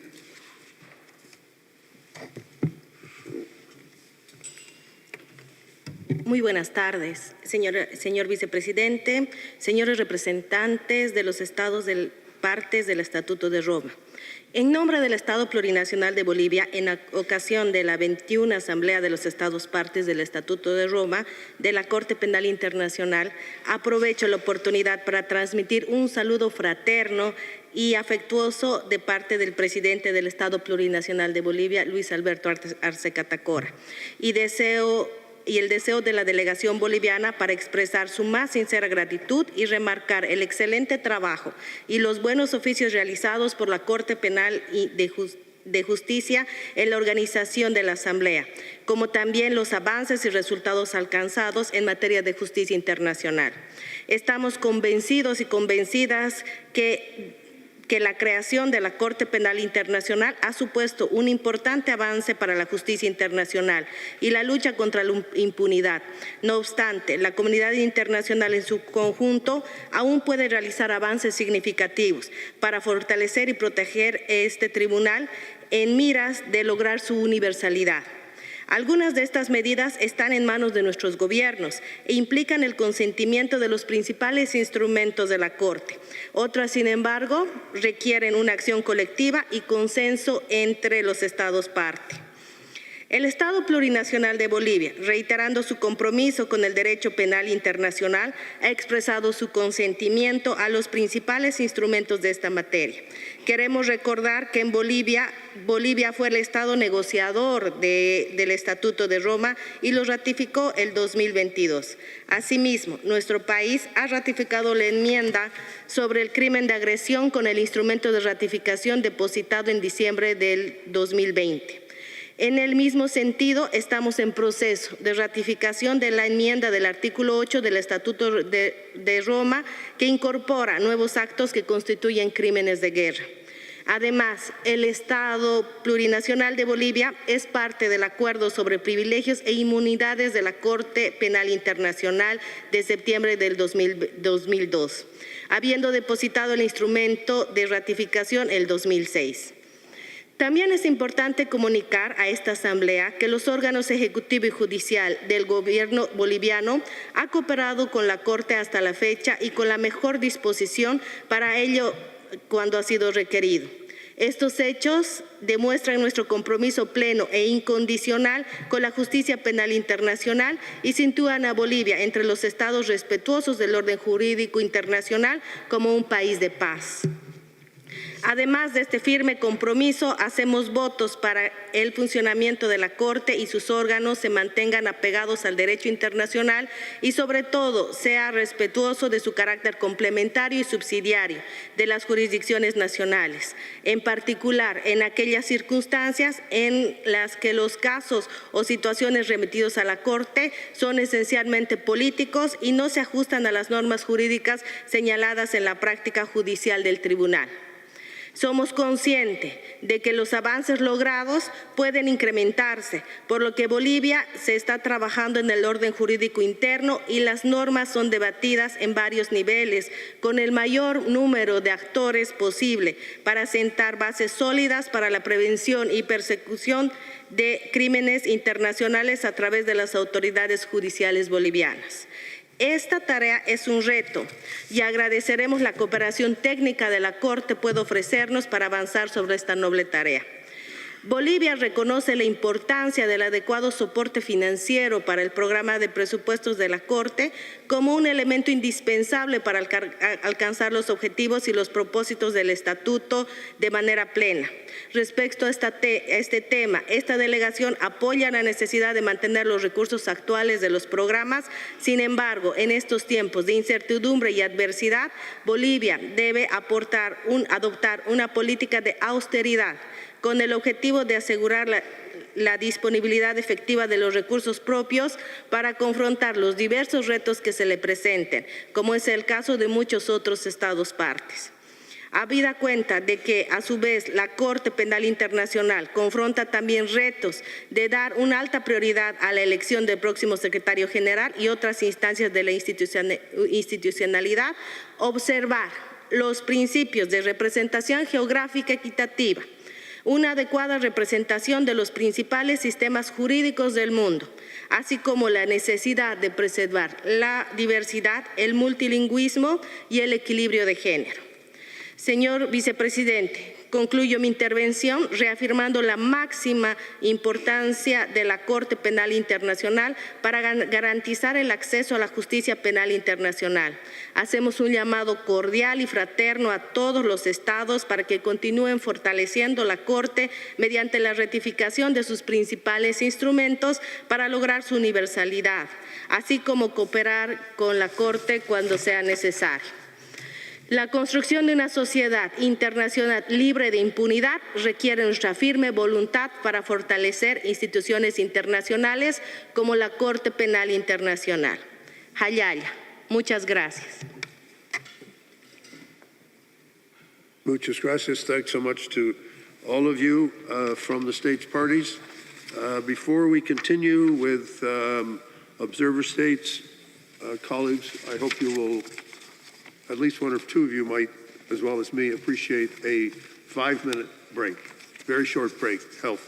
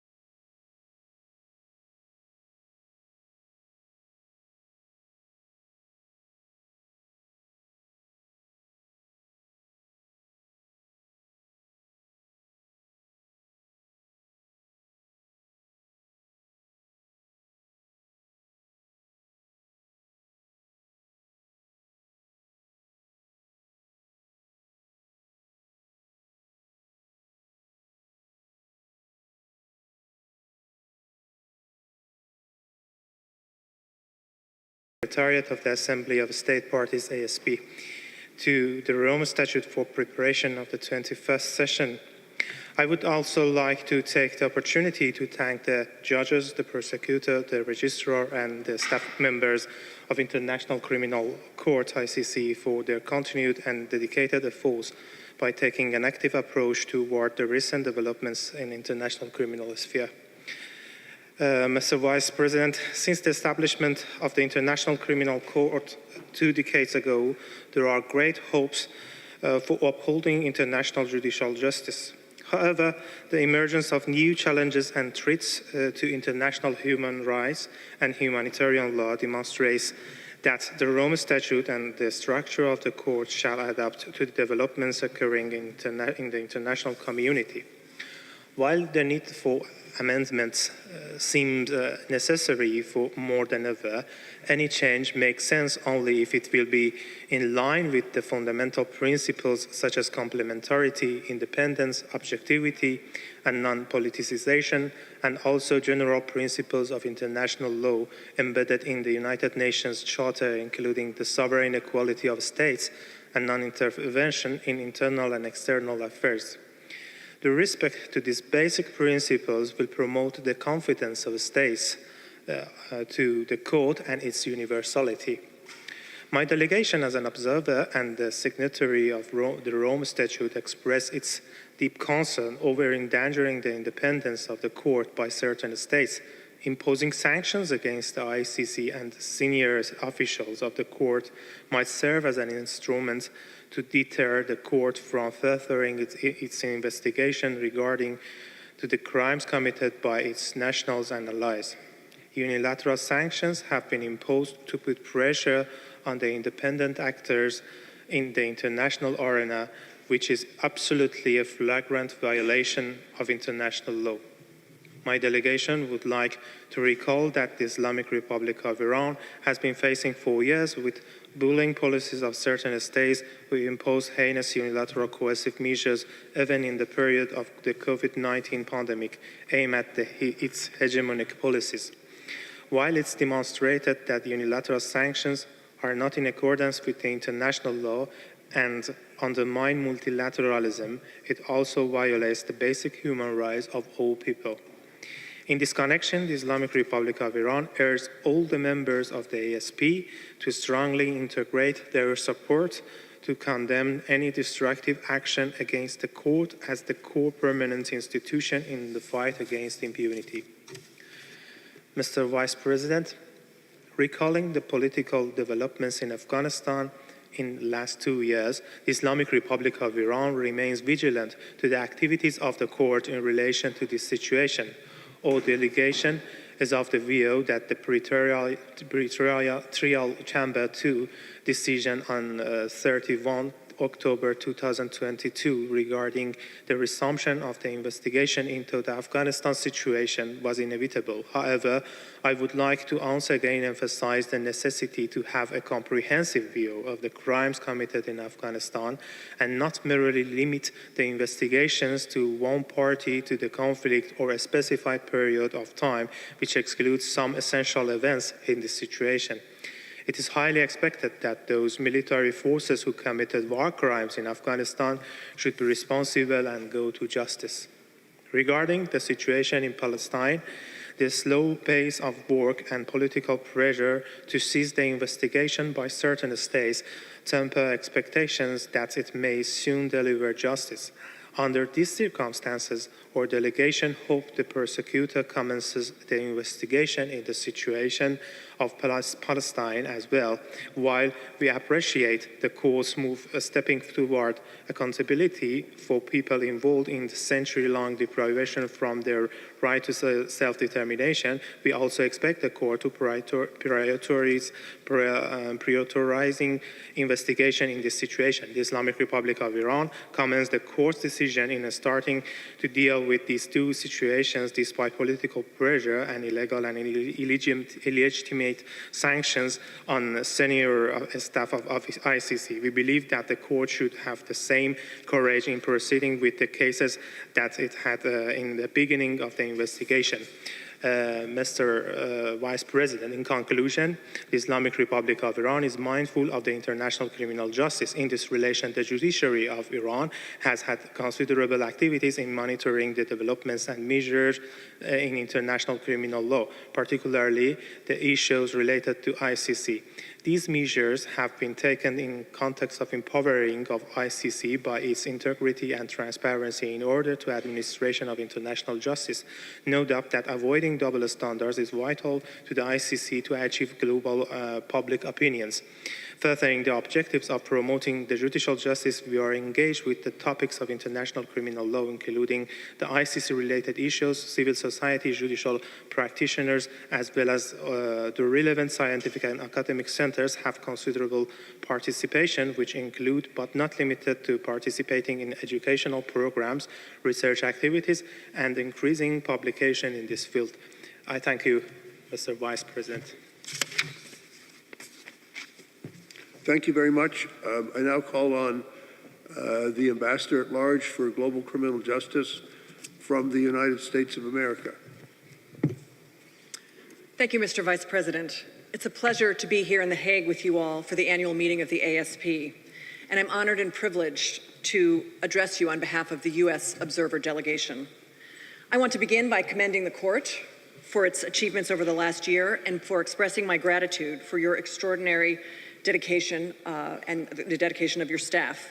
Your tasks were already legion, and your work has only become more imperative over the course of this year in light of Russia's full-scale invasion of Ukraine, but also the many other situations on your docket that deserve justice in equal measure. The impact of ICC proceedings in restoring the dignity of people is transformative. For families who are grieving loved ones who have been stolen from them, for victims of sexual violence who may have lived with a shame that more wrongly belongs to the perpetrators, for communities racked by violence. In addition to the Court's profound achievements, we commend and appreciate the tireless work of so many of you here to implement the many sensible recommendations identified by the independent expert review. These exercises in introspection and natural institutional growth are befitting of an international court now in its third decade. When I assumed my post in the Biden-Harris administration, I inherited a clear mandate to continue rebuilding the relationship between the U.S. and the International Criminal Court and to put it on a more durable path. I had a mandate to engage constructively with the Court and ASP members and to support the Rome Statute system across a whole range of situations in a manner consistent with our laws, policies, value, and enduring commitment to international justice. Over the past year, senior-level U.S. officials have interacted with the Court and ASP members in Washington and in The Hague. And just last month, a bipartisan delegation of U.S. senators traveled here for official meetings with the Court to explore the Court's work and potential areas of further cooperation. Although the United States has signed the Rome Statute, we are not a full party. Nonetheless, there is much that we can do and have done to advance the work of the Court. In the remainder of my remarks, I would like to focus on three pragmatic areas that are essential to the Court's efficacy and where the United States is uniquely positioned to help. First, apprehending fugitives and bringing them to trial is imperative of any court. The United States is proud to have played a key role in the successful transfer of 2 fugitives to the Court, both of whom were convicted of war crimes and crimes against humanity, including sexual violence. The remaining fugitives must be brought to justice. To support the execution of ICC arrest warrants, the United States is continuously updating our own sources of information and working with national authorities and the ICC to locate and strategize about how to apprehend the remaining fugitives. We are also reinvigorating our War Crimes Rewards program administered by my office, including the reward for Lord's Resistance Army Commander Joseph Kony. In this regard, we welcome the prosecutor's recent application for a hearing to publicly confirm the charges against Kony. His victims deserve the chance to bear witness even as he eludes capture. Time and again, this rewards program has proven itself to be a valuable tool, and we will continue to evaluate all situations in which offering rewards for fugitives might help to advance the ICC's efforts, and we're looking to make additional designations in the coming months. Second, The United States is committed to ensuring that all witnesses can meaningfully and safely participate in justice processes and to supporting comprehensive justice for survivors. In this regard, we are spurring a global conversation about the imperative of witness protection on behalf of vulnerable survivor witnesses, but also insider witnesses who have made the decision to testify against their former Confederates. We are pleased to deepen this conversation this week with side events co-sponsored by the ICC Registry and the delegations of Sweden and Argentina. But we all know that trials alone are not enough. Shattered communities must have the resources they need to heal, rebuild, and ultimately to thrive. The Trust Fund for Victims exists to ensure that the Rome Statute itself can deliver comprehensive justice, and we were very pleased to participate in the recent field mission to northern Uganda with the Trust Fund for Victims. Inspired by this vital work and the resiliency of survivor communities, the United States is actively considering how we might contribute to the Trust Fund, in addition to the direct support that we already provide to its implementing partners in affected communities. This brings me third and finally to the principle of complementarity. States retain legal and moral primacy in ensuring justice for grave crimes, but this can be enhanced by cooperation with international bodies. In this regard, we welcome the prosecutor's approach to building partnerships with national authorities, for example, by participating in joint investigative teams with respect to Ukraine and Libya. The United States is similarly committed to strengthening the capacity of national and hybrid courts to investigate and prosecute atrocities. In this regard, as Ambassador at Large, I have pledged to visit ICC situation countries and other societies around the world that are engaged in justice processes to look for ways that we can be helpful. In the Central African Republic, for example, there is a grand experiment in hybrid justice underway, with trials happening at national courts, in the Special Criminal Court, a hybrid institution that just issued its first verdict, and also with respect to the ICC. We commend the cooperation that is happening between the Special Criminal Court and the ICC. In the Gambia, where there are encouraging steps being taken toward the creation of a new hybrid court, following upon the successful Truth, Reconciliation, and Reparations Commission, which the United States is proud to have supported. And in Colombia, where advocates continue to forge a path towards peace and justice through implementation of the 2016 Accord, which provides for a comprehensive system of truth, justice, reparation, and guarantees of non-repetition. All of these justice innovations point to the rich lessons that can be learned from national systems and the value of deepening cooperation with regional and multilateral bodies. Yet despite these encouraging steps towards justice, we are painfully reminded of ongoing atrocities in Burma, Syria, and Ukraine, of the consequences of impunity and the imperative of the international community working in concert to secure justice. Russia's aggression against Ukraine is a manifest violation of the UN Charter. Mounting evidence reveals that this aggression is accompanied by atrocities in every region in which Russia's forces are deployed. And the information gathered suggests that these are not the acts of rogue units. Rather, they are part of a deeply disturbing pattern of abuses that we have seen with respect to Russia's prior military engagements in Chechnya, in Syria, and in Georgia. It thus falls to us to ensure that those responsible are held to account, and we commend the international community for swiftly activating a range of accountability mechanisms in the global ecosystem of international justice, including here at the ICC.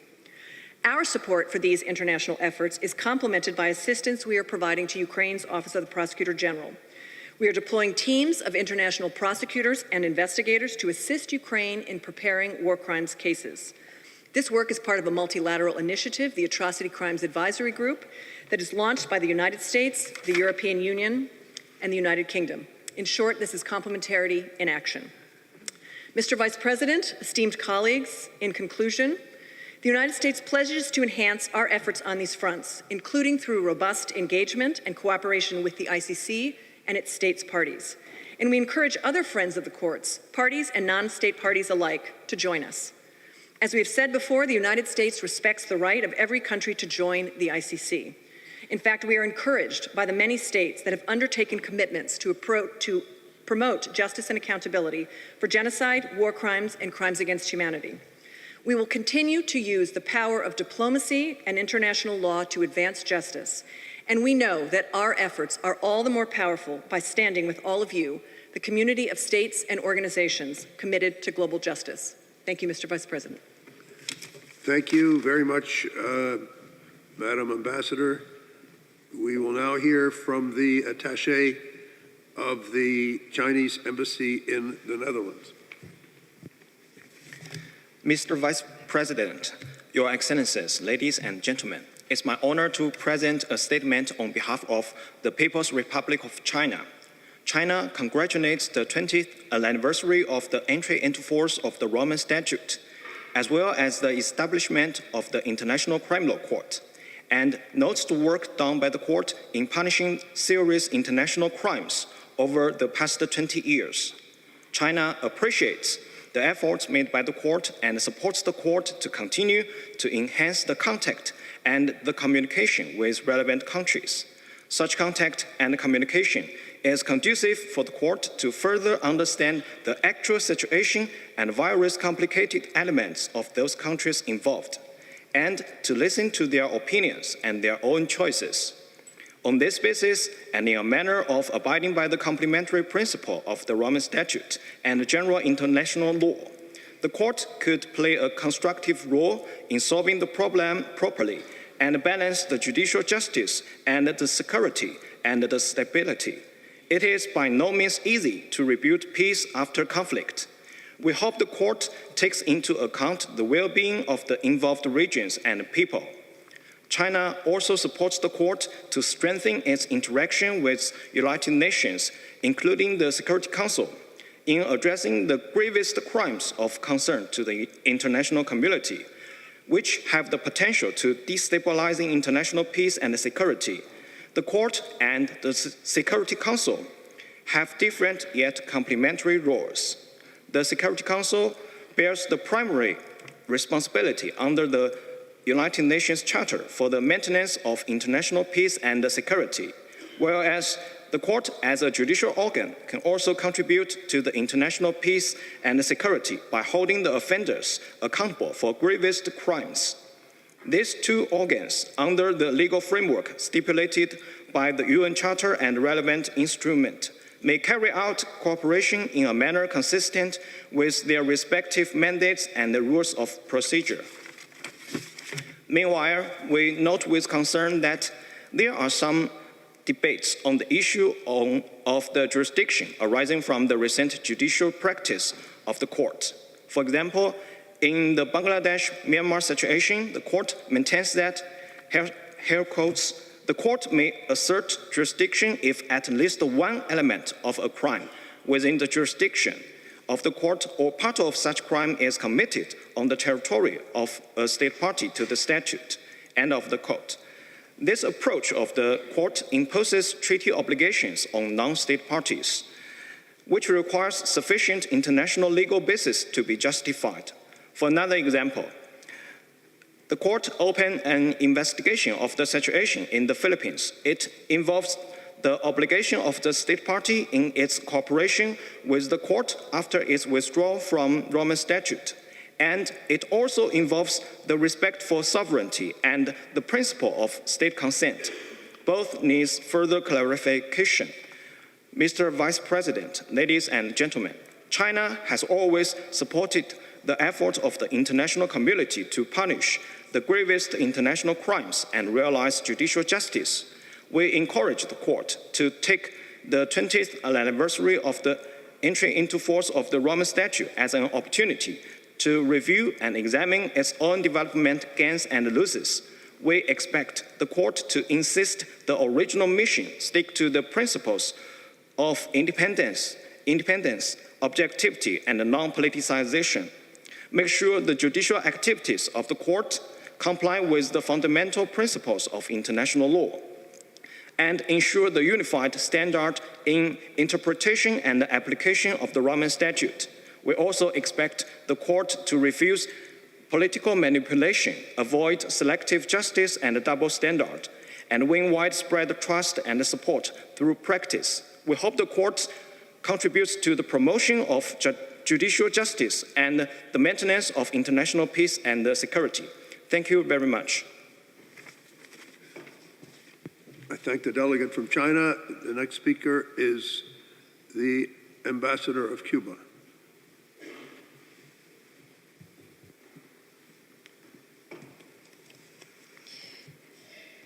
Muchas gracias, señor vicepresidente. Cuba se complace en participar en esta sesión de la Asamblea de Estados Partes de la Corte Penal Internacional en su condición de Estado observador y desea expresar su firme compromiso en la lucha contra la impunidad de aquellos crímenes que afectan gravemente a la comunidad internacional. Señor vicepresidente, Cuba le presta gran importancia a la jurisdicción penal internacional como una de las opciones para combatir la impunidad, pero defiende la implementación de la jurisdicción penal nacional como elemento prioritario para el ejercicio de la justicia. Reiteramos nuestras reservas sobre las amplias facultades otorgadas al Consejo de Seguridad de las Naciones Unidas en virtud de los artículos 13, apartado B y 16 del Estatuto de Roma. Por una parte, las remisiones realizadas a la Corte por parte de ese órgano de las Naciones Unidas confirman la incidencia de la posible tendencia negativa que pueden ejercer determinados intereses políticos y, por otra parte, la suspensión de una investigación o enjuiciamiento por parte del Consejo de Seguridad viola el principio de independencia con el que todo órgano jurisdiccional debe contar en la administración de justicia. Estos elementos quebrantan el adecuado desarrollo de una Corte basado en principios básicos para la impartición de justicia. Una vez más, Cuba expresa su preocupación por el precedente que crean las decisiones de la Corte de iniciar procesos judiciales contra nacionales de Estados no partes en el Estatuto de Roma, que ni siquiera han aceptado su competencia, de conformidad con el artículo 12 del mismo. La Corte, en su actuar, debe respetar el principio de derecho relativo al consentimiento del Estado para obligarse por un tratado, lo cual queda refrendado en el artículo 11 de la Convención de Viena sobre el Derecho de los Tratados de 1969, el cual goza de amplio reconocimiento por parte de los Estados. Observamos que la retirada de algunos miembros del Estatuto de Roma, mientras constituye un derecho soberano de los Estados para decidir sobre su participación en un tratado internacional, entendemos que va en detrimento de la universalidad del Estatuto. Señor vicepresidente, Cuba reitera su posición a favor del establecimiento de una jurisdicción penal internacional verdaderamente imparcial, no selectiva, eficaz, justa, complementaria de los sistemas nacionales de justicia, verdaderamente independiente y, por tanto, exenta de subordinaciones a intereses políticos que puedan desvirtuar la esencia para la cual fue construida. Reafirma una vez más la absoluta voluntad de luchar contra la impunidad y mantener su compromiso irrestricto con la justicia penal internacional, el apego a los principios de transparencia, independencia e imparcialidad, así como la aplicación irrestricta y el respeto al derecho internacional. Muchas gracias, señor vicepresidente. Muchas gracias. My information is that the representative of the Asian African Legal Consultative Organization is not here. Is that correct? So we'll go down to the International Humanitarian Fact-Finding Mission. Mr. Koutroulis.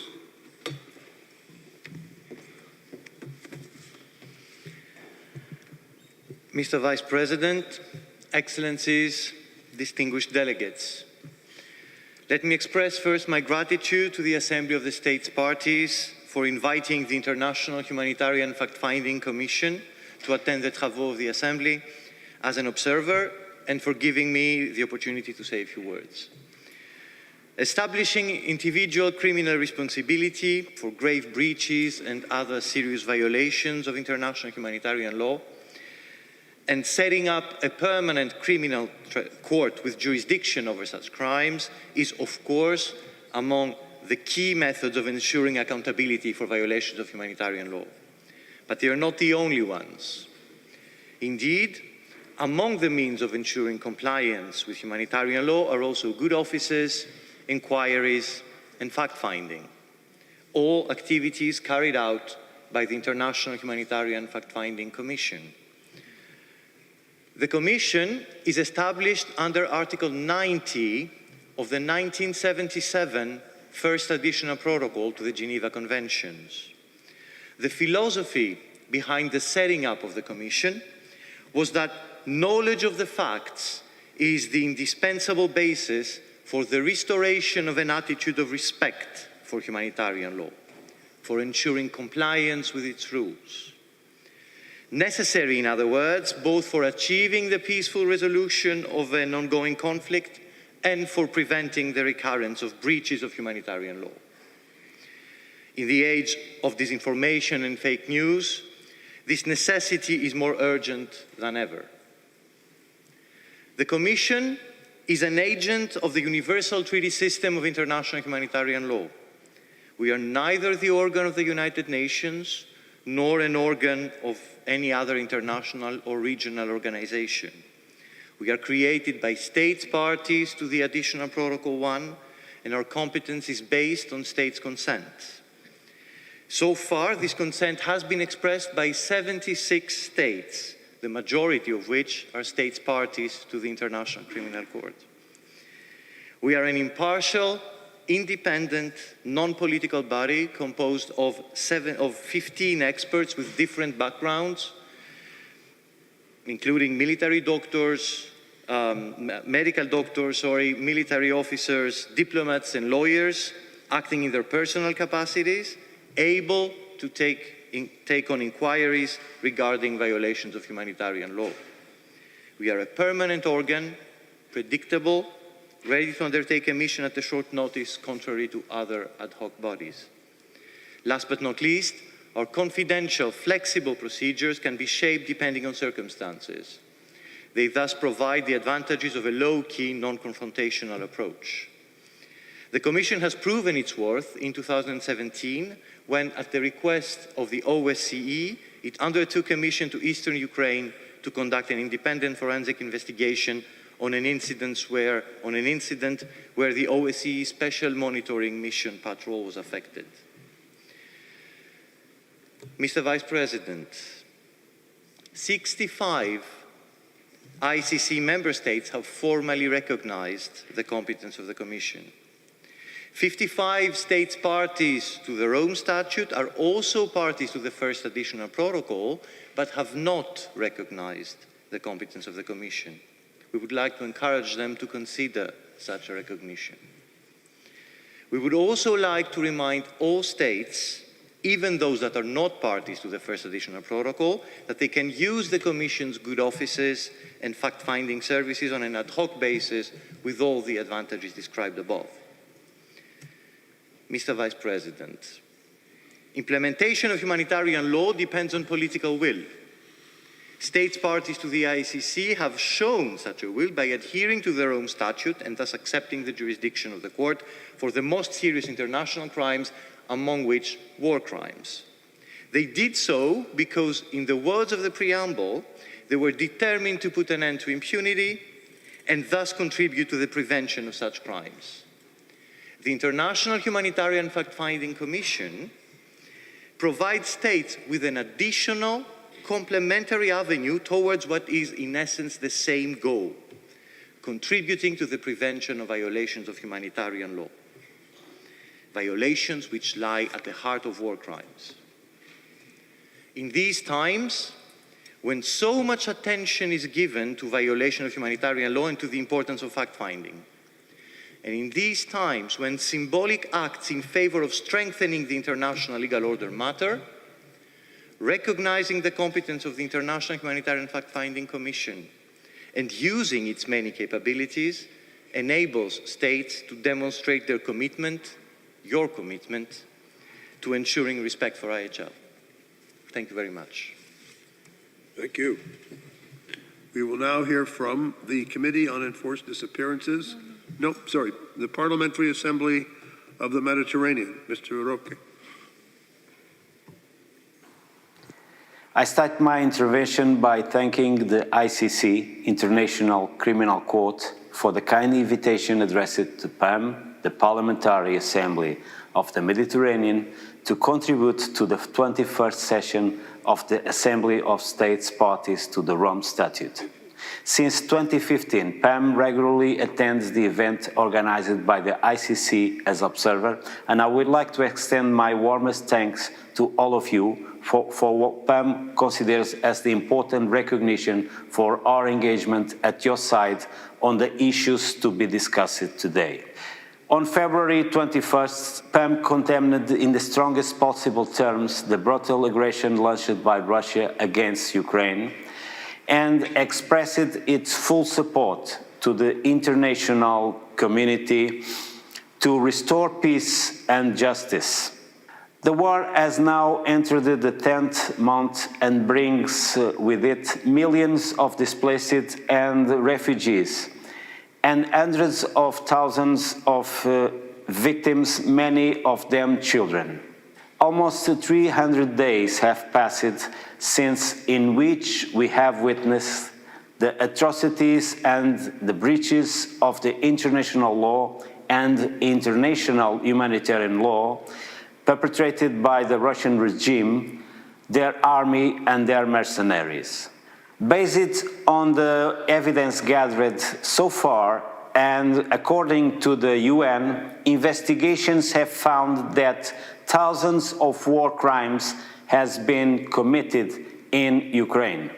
There can be no impunity for war crimes in Ukraine, neither for torture, nor rape, nor systematic murder committed by the Russian forces against the Ukrainian. The impact of this invasion has put in danger the global security and stability, including that of the Euro-Mediterranean and Gulf regions. In this regard, our Assembly is following very closely, among many other issues, the consequences of the Russian aggression on arms trafficking, human smuggling, energy and food shortage, and the systematic destruction of civil infrastructures and of cultural heritage occurred in Ukraine. Not to mention the involvement of Iran, which not only violates international sanctions, but also poses a serious threat. Many PAM countries are concerned that Iran may supply the same drones used in Ukraine to armed groups in Lebanon, Gaza, Yemen, or the West Sahara, among others. Excellencies, distinguished colleagues, I wish to reiterate that PAM is fully committed to assist the efforts of the international community to, first, establish a special independent international tribunal to hold account perpetrators of the crime of aggression against Ukraine. Second, set up an international mechanism for reparation for damage, loss, or injury. Third, create a trust fund for victims of this tragic war. In addition, PAM, together with its member parliaments, is fully committed to support, through its mandate, the work of the ICC and reinforce further the cooperation between our organization. The PAM Secretariat shall therefore duly refer to all PAM delegations to outcome of this conference and will seek the cooperation of the national parliaments in the implementation of the necessary actions at the legislative level. I thank you all for the attention.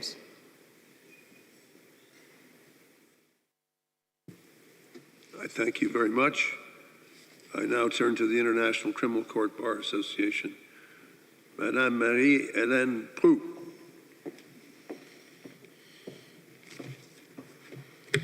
Monsieur le vice-président de l'Assemblée des États parties, Excellences, représentants des organisations internationales et non internationales et non gouvernementales, c'est un honneur pour moi de m'adresser à vous aujourd'hui comme la nouvelle présidente de l'Association du barreau près la CPI. J'ai été élue il y a aujourd'hui une semaine après une campagne basée sur 3 aspects fondamentaux. D'abord, augmenter le nombre de membres de l'ABCPI pour nous donner davantage de poids et de crédibilité dans la représentation de nos intérêts et de ceux de nos clients devant la Cour. Ensuite, améliorer la transparence et la communication aux membres. Et en troisième lieu, la poursuite de la réforme de l'aide juridictionnelle et l'amélioration des conditions de travail du personnel d'appui au Conseil. I obtained a strong mandate from ICCBA membership to pursue these overarching goals. But at this very moment, it is appropriate to focus on one of these issues: the working conditions and resources of external counsel and their teams, and the long-awaited legal aid reform, because you can do something about this at this session. You have no doubt heard about them or even seen them outside in the cold. This week, support staff in external defense and victims teams are undertaking a strike as a last resort measure after attempting to be heard for over 7 years in the registry and the ASP. They are external teams in more than one ways. Not only are they refused the status of ICC staff, but this week they have also been banned from this event in an unprecedented attempt to distance and silence them. Your Excellencies, the time is now. Until the ICC embraces the external teams representing the defense and the victims, its justice ideal will not be achieved. The chronic underfunding of the legal aid system is endangering in very real terms the right to a fair trial and the principle of equality of arms, which is a principle upon which is based the legal aid policy. I urge you to see external teams, and in particular the defense, as essential actors in the justice process, keeping in mind that parties and participants to the judicial proceedings are entitled adequate resources to competently and efficiently represent their clients before the ICC. Their current working conditions imperil their ability to effectively represent their clients. The cost of living has increased dramatically in the Netherlands, while pay has been frozen for 9 years, which means a decrease in real terms. Today, for the same work, external team members get paid at least 30% less than their prosecution counterparts, who get pay rises in line with the cost of living.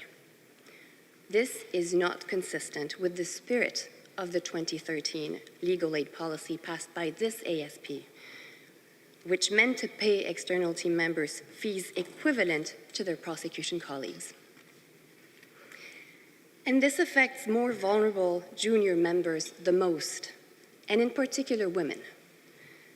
Unlike their prosecution chambers and registry colleagues, external defense and victims teams do not have proper working contracts, no annual leave or sick leave, no parental leave, no pension, no health insurance, and no protection from harassment, abuse, exploitation, or arbitrary dismissal. The legal aid policy also stops the court from having geographically diverse defense and victims teams because relocation support is limited, and if team members get here, they have no social protections, discriminating against those not from the EU. The ICC budget is a complex matter, but you still have the options to improve their working conditions at this session. Legal aid for external defense and victims represent under 4% of the total 2023 budget proposed for the court, and the interim changes required can be realized within existing resources. The ICCBA urges a state to propose the resolution which will finally facilitate implementation of the IER recommendation 328, in that it first commits the Assembly to adopting a legal aid policy at its 22nd session that will ensure adequate social and labor protections to external team members, and more urgently, requests the court to take interim measures within existing resources to ameliorate the conditions of members of defense and victims teams. Excellencies, the time is now. I stand before you respectfully but firmly, alongside my colleagues, to demand an immediate and meaningful focus on this long-standing problem. External teams are proud to contribute to the mission of the court. Please allow them the resources they need to do so. Thank you. Thank you, Madame Prou, for raising an important issue. The Coalition for the International Criminal Court, Deborah Ruiz Verduzco.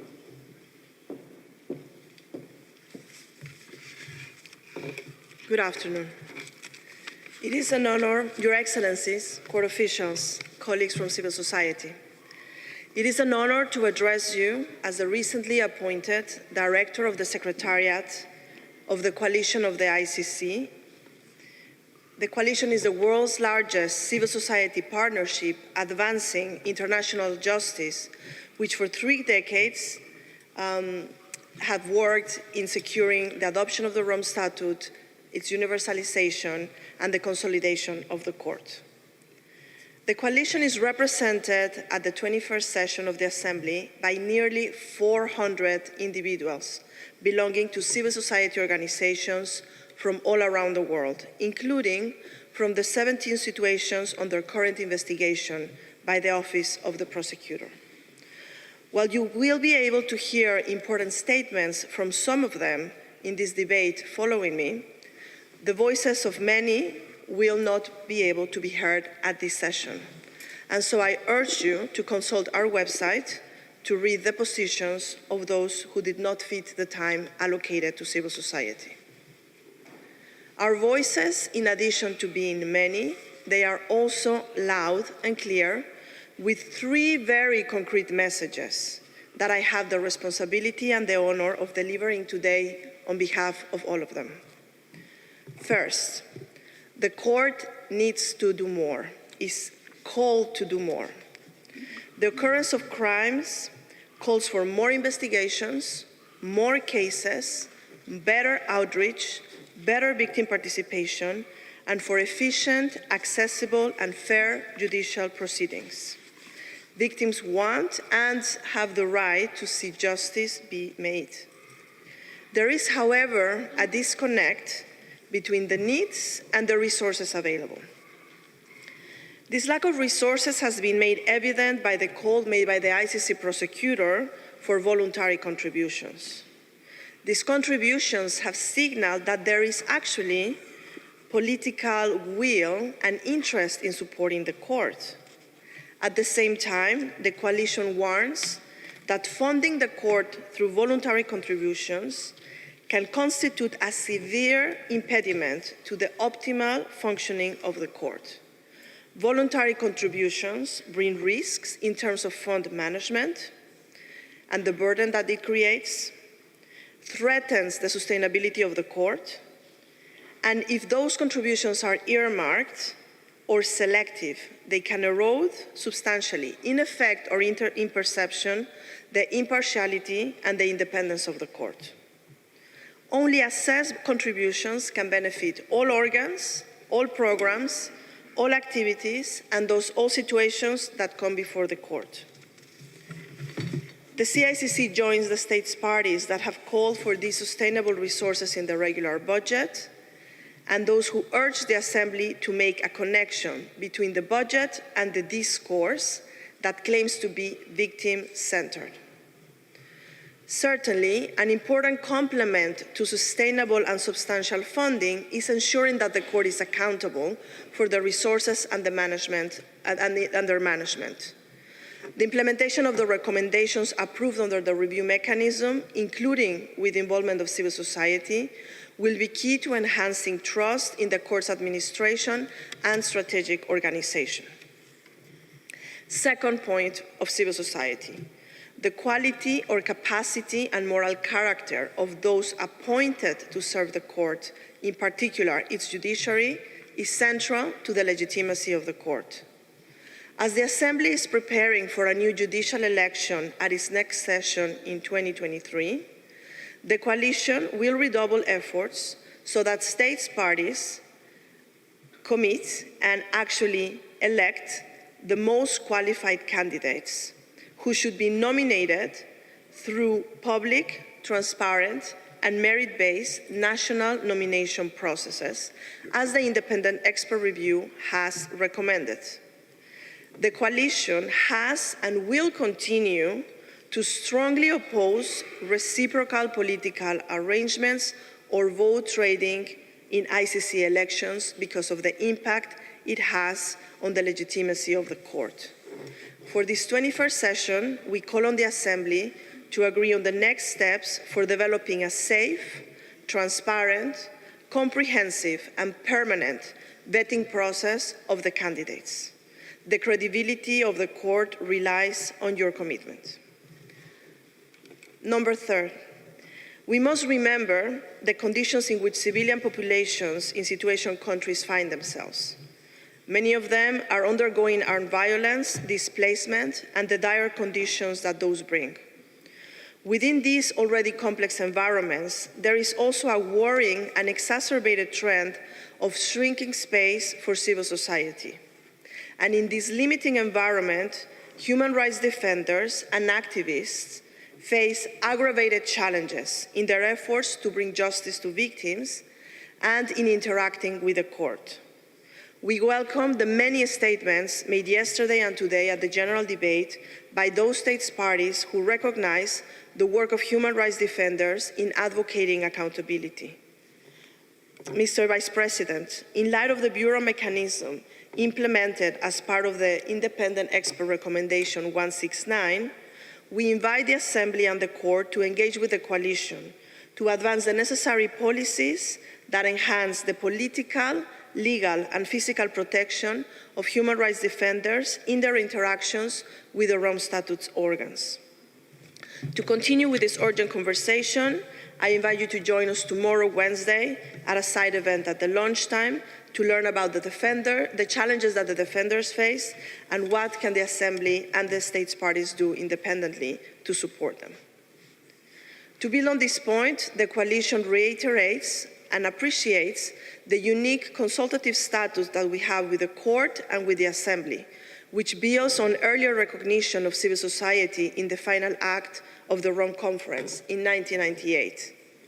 Looking ahead to 2023, which coincides with the 25th anniversary of the adoption of the Rome Statute, and symbolically also with the Declaration on Human Rights Defenders, the Coalition for the ICC stands ready to continue working towards our common objective of universality and implementation of the Rome Statute, to continue help strengthening the court, protecting its integrity and independence, and its relevance in realizing the Rome Statute promise of ending impunity for perpetrators of the crimes that shock the conscience of humankind.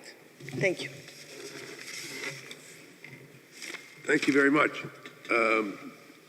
We now turn to the Libyan NGOs. Is there a representative here? Oh, yes, yes, please come forward. Yes, yes, hello. Thank you, Vice President. حضرات المندوبين الموقرين والزملاء الأعزاء، يسرني أن ألقي اليوم كلمتي أمام جمعية الأطراف العموم باسم منظمة محامون من أجل العدالة في ليبيا والشركاء المنظمات الشركة الليبية. تعقد جمعية الدول الأطراف في مرحلة حرجة بالنسبة لليبيا، فبعد مرور ما يزيد على عقد من الزمن دون إحراز أي تقدم ملموس في الحالة في ليبيا، اتخذ مكتب المدعي العام للمحكمة بعض الخطوات الواعدة هذه السنة، بما في ذلك تقديم خارطة طريق محددة لتحقيق المساءلة في ليبيا، وتأسيس حضوراً أكثر انتظاماً في المنطقة، وتقديم طلبات جديدة كذلك لأوامر القبض، غير أن هذه الجهود تكاد تذهب سدى، إذ أن الثقة في المحكمة الجنائية الدولية قد وصلت إلى مستويات متدنية للغاية، ذلك نتيجة سنوات من عدم إحراز أي تقدم ملموس ومن المشاركة المتدنية من قبل المحكمة مع الضحايا والجهات الفاعلة في المجتمع المدني الداعمة للضحايا، إضافة إلى عدم معالجة حملات القمع المستمرة التي يتعرض لها المجتمع المدني في ليبيا، وكذلك أن لقاء المدعي العام بخليفة حفتر الذي يدعى أنه المسؤول الأكبر على الجرائم بموجب نظام روما الأساسي في ليبيا قد أضر بالثقة في المحكمة إلى حد بعيد، كما قوض الرغبة والاستعداد للتعاون مع مكتب المدعي العام. حضرات المندوبين الموقرين، الزملاء الأعزاء، تقع مسؤولية ضمان بذل جهود أعظم لتحسين عمل المحكمة الدولية على عاتق المحكمة وسائر الهيئات الأخرى التابعة لها، بالإضافة أن الدول الأطراف ليس من أجل تأمين توفر الموارد فحسب، بل أيضاً الكفاءة والفاعلية ضمن المحكمة لتأدية ولايتها للشعب الليبي. ونحث الدول الأطراف على تزويد المحكمة بالموارد الملائمة، بما في ذلك الزيادة في الميزانية من أجل تمكين المحكمة من الاستمرار في إعطاء الأولوية للحالة في ليبيا وإحراز تقدم ملموس على هذا الصعيد، إذ يجب أن تكون إجراءات الميزانية شفافة ومدفوعة بالحاجات المحددة، كما لا يمكن تجاهل الأنشطة التي تسهم في تحقيق ولاية المحكمة باتجاه الضحايا كما هي مكرسة في نظام روما الأساسي، من قبيل التوعية ومشاركة الضحايا أو تخصيص أموال غير كافية لتنفيذها. وفي هذا السياق يتعين على المحكمة أن تبذل جهوداً استباقية أكثر من أجل ضمان التوعية الملائمة مع المجتمعات المتضررة في ليبيا والمشاركة المجدية للضحايا. يعتمد ذلك استراتيجية توعية عبر الأجهزة مصممة للحالة في ليبيا، كما نحث الدول الأطراف والمحكمة على العمل بانتظام على إدانة الهجمات والأعمال الانتقامية ضد أفراد المجتمع المدني، وضمان السلطات الليبية بضمان بيئة آمنة وخصبة لعمل المجتمع. فلدى المحكمة التزام برعاية منظمات المجتمع المدني التي تواجه مخاطر نتيجة تفاعلها مع أجهزة المحكمة، ولذلك لا بد من بذل الجهود وتوفير الموارد من أجل إنشاء تدابير حماية مصممة حسب الحاجات. من الجدير بالذكر أن ليس هنالك مؤشرات كثيرة تدل على أن السلطات الليبية تمتلك حالياً القدرة أو الإرادة على تحقيق العدالة، بالتالي يجب أن تدفع المحكمة كما الدول الأطراف باتجاه التعاون الحقيقي من قبل السلطات الليبية التي ينبغي أن يتخطى الترحيب بالزيارات الرسمية ويشمل جهوداً ملموسة لضمان اعتقال ونقل المشتبه بهم إلى المحكمة، بما يتيح الوصول الأمن والغير الانتقائي للمحكمة إلى جميع الضحايا والمجتمعات المتضررة. ختاماً، نطالب أن يؤكد مكتب المدعي العام التحقيق في الجرائم ضد الإنسانية وجرائم الحرب المرتكبة ضد المهاجرين واللاجئين في ليبيا بغاية ملاحقة المسؤولين عن ارتكاب الجرائم أمام المحكمة، فإن التحقيقات المحلية والملاحقات من قبل الدول الأوروبية إضافة إلى عمل الفرق المشتركة لا تجوز أن تحل محل التحقيق التي تقوده المحكمة الجنائية، بل يجب أن تكمله، ومن أجل ضمان المقاضاة على الجرائم بموجب نظام روما الأساسي التي لا يتم التحقيق فيها في المحاكم المحلية. شكراً.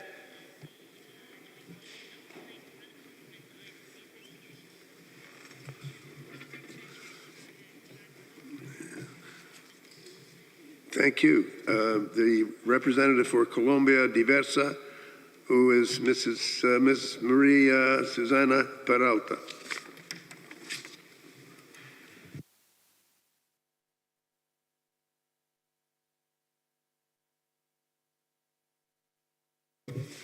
Now it's on.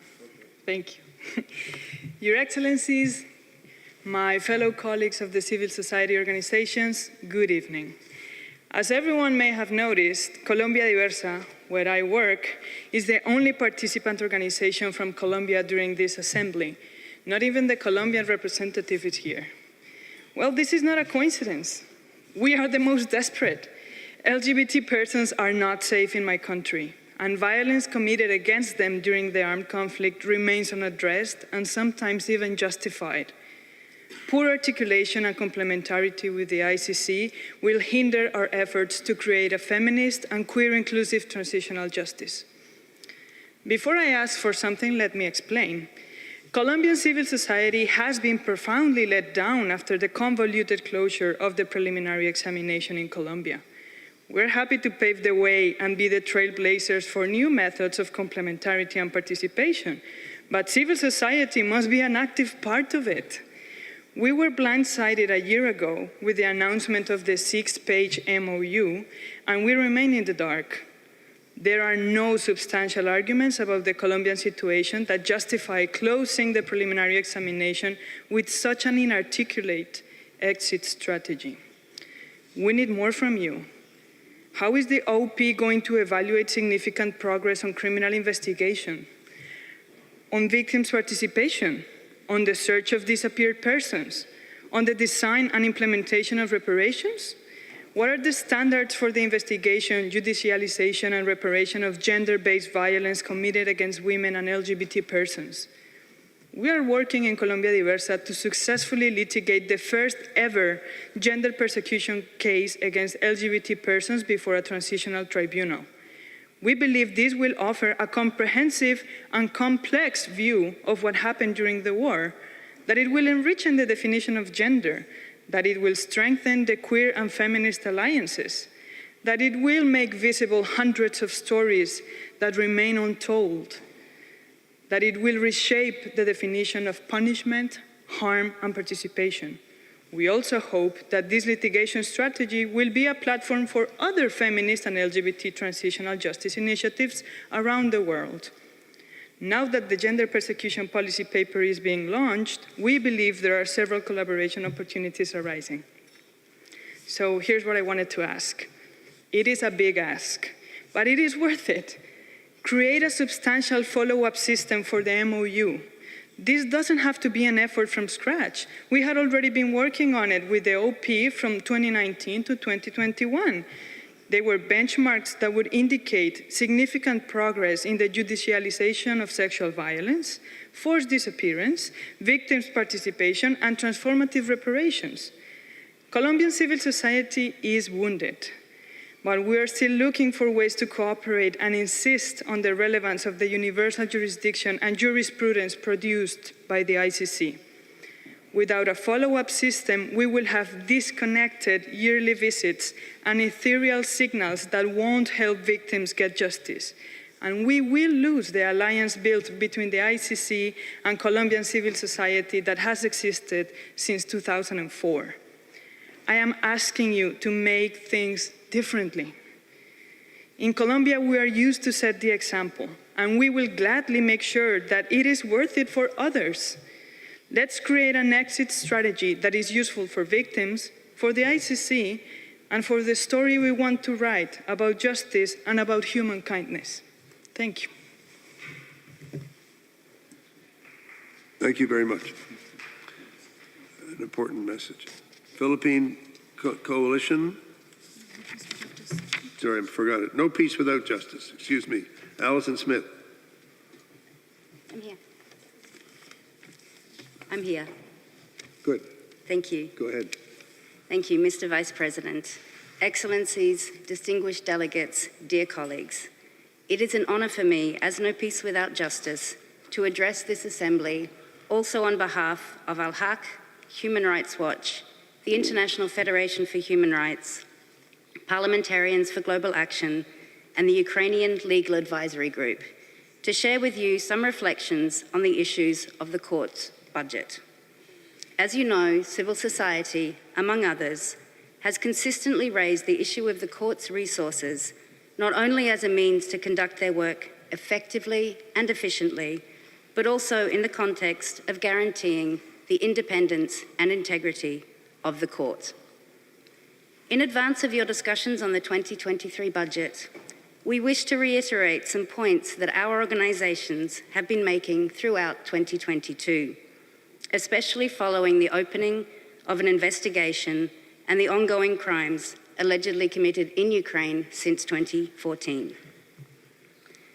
Our organisations welcome the strong show of support for the court's role in Ukraine, believing that not only will it advance victims' rights to access justice, but also that it represents an important vote of confidence in international justice in general and the ICC in particular.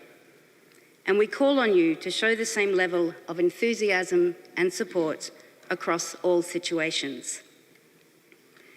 Our organisations also call on you to keep your commitment to international justice in mind during the negotiations for the 2023 budget. To that end, we wish to make 3 points for your consideration in advance of the budget discussions this week. First, while the boost to the OTP's capacity is welcome, more attention needs to be paid to what this means for the rest of the court.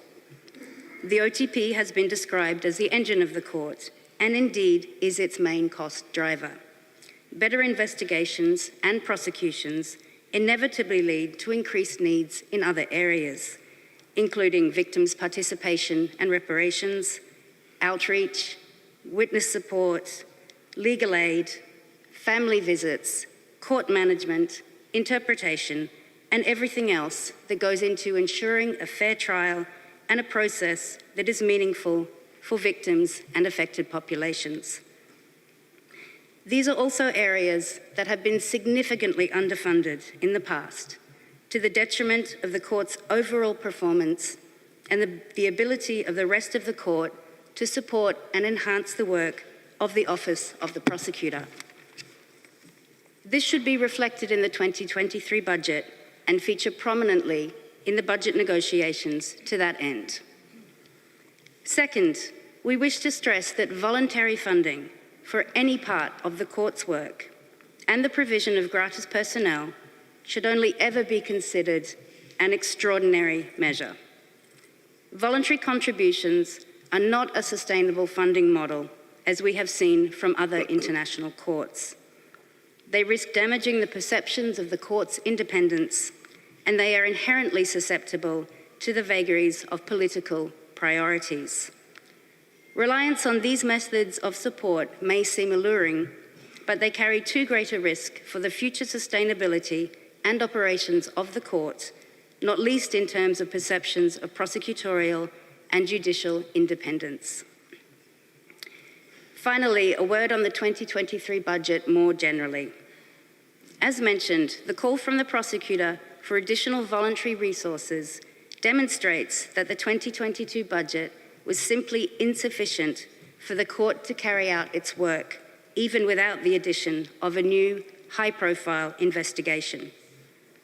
We therefore strongly recommend that the budget discussions for 2023 should have in mind not only the approved budget for 2022, but the fact that the court needed voluntary contributions and gratis personnel to undertake the investigative work it has managed to undertake this year across all of its situations. The situation this year demonstrates clearly that what was requested and approved at the end of last year does not reflect the real costs of the court. We ask you bear this in mind during your consideration of the overall 2023 budget request. Equally, we ask that you take the opportunity at this Assembly session to lay the groundwork to reframe discussions around the court's resources with a longer-term focus on sustainability and the real investment necessary to live up to our collective aspirations for the court. I thank you. Thank you very much. The Philippine Coalition for the International Criminal Court. Thank you, Mr. Vice President. Excellencies, fellow justice advocates, ladies and gentlemen, good afternoon.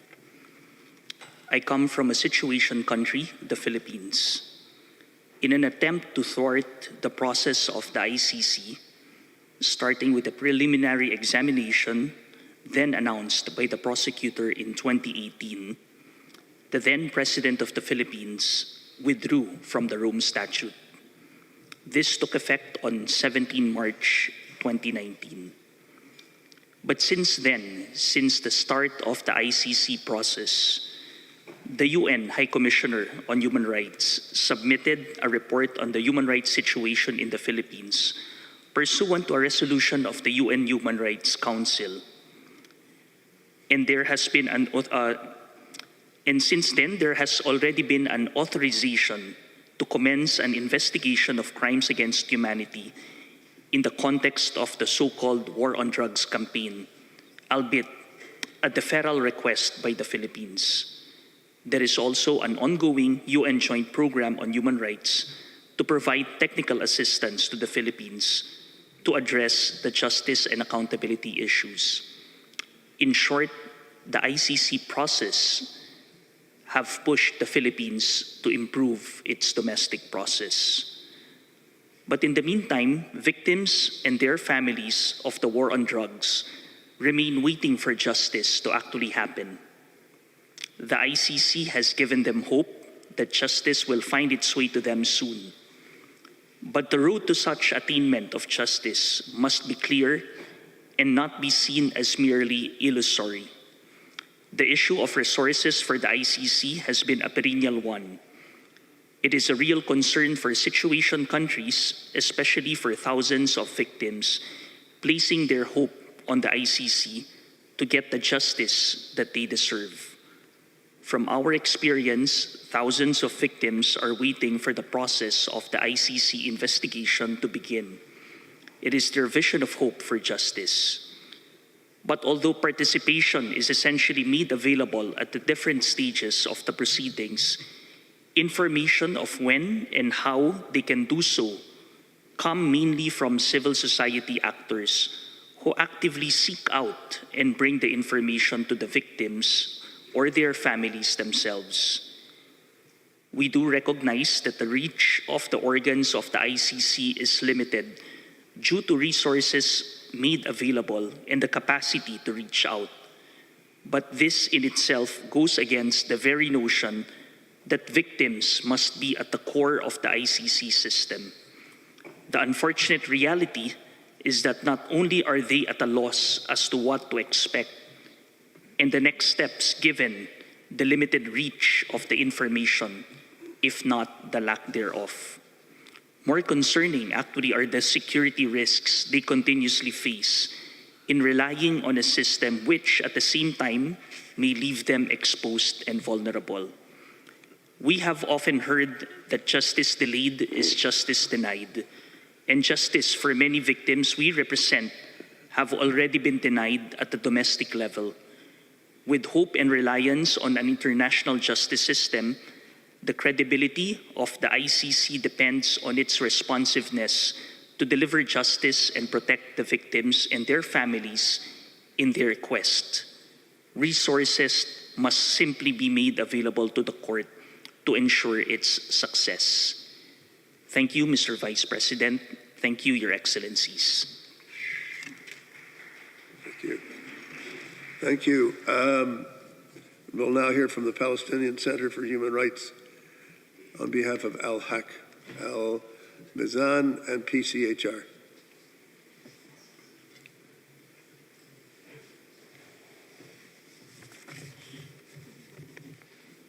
Thank you, Mr. Vice President, colleagues, ladies and gentlemen. We have been waiting, for a quite long period of time to reach the ICC. We exhausted legally all the legal remedies within the Israeli legal system, and we found, after years and years, that they are genuinely unable and unwilling to bring to justice those who are suspected of committing war crimes. We looked to universal jurisdiction, and we tried many parts of the world, especially Europe, and we were blocked after some successes here and there, politically motivated. And we found the ICC the last resort for justice and dignity for the victims we are representing. Palestinian-Israeli conflict, one of the most well-documented conflicts in the modern history, and the need for accountability, it's obvious, and the voice very clear-cut by international human rights organizations, by Palestinian human rights organizations, and by Israeli human rights organizations as well. Palestine signed, ratified the Rome Statute and became a member in 2015 January. And we were having great hopes in the ICC, but In March 2021, the investigation was opened.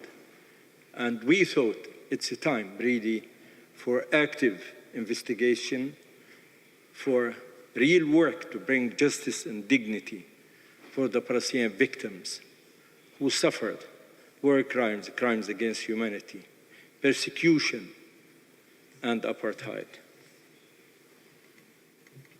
Unfortunately, this investigation moved nowhere, almost no millimeter, though we showed in a clear-cut way our willingness to cooperate with the investigation. We do have the files, we represent the victims, and we have the contacts with the eyewitnesses, and we are the ones who are on the ground. We felt nothing, and this wasn't really a healthy sign. In this year, 2022, it was one of the worst years ever in the history of occupation. More than 200 people has been killed by the Israeli belligerent occupation, among them tens of children. 6 organizations has been designated as terrorist organizations. They are defending victims and they are representing them, and they have all the evidence and files to represent to the ICC. And the accusation of doing lawfare. They are misusing international law. They are resorting to ICC and harboring terrorism. Nobody bought that except the Israeli state. Israel never ever in its history allowed any investigative body to go in. Any investigative body from the UN never ever allowed, neither rapporteurs or anything. Now, we look to see what Mr. Persecutor did, in this period. Once again, we feel nothing really has been improved. At the time this is happening, at that part of the world, at the time Shireen Abu Akleh, the well-known journalist of Jazeera, being assassinated, at the time Israel do these war crimes, at the time this year is the worst ever, we find silence from the persecutor, and at the same time we see in Ukraine very hyperactive movement for the prosecutor and his office, which is fine and make us very happy. But as Ukraine needs ICC, needs Rome Statute, need the intervention of this respected and prestigious and effective court, Afghanistan needs it, Colombia needs it, Palestine needs it as well.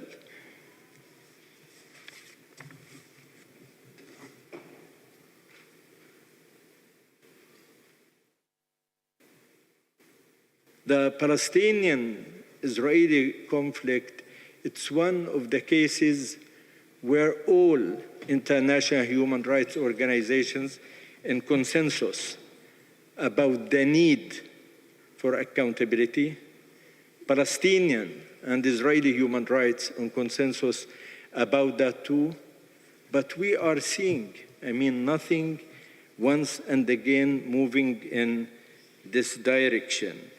That's why we really calling for the ICC prosecutor office to move promptly, swiftly, effectively in this direction. Definitely, We are in need for the ICC, and we consider it as our backbone in bringing justice and dignity to victims.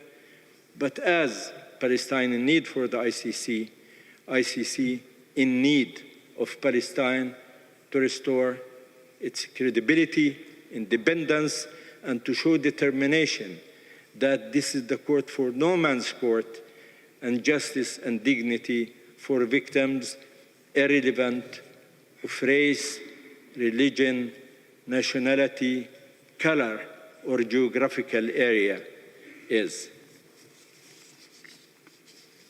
We are so determined to keep cooperating with the ICC.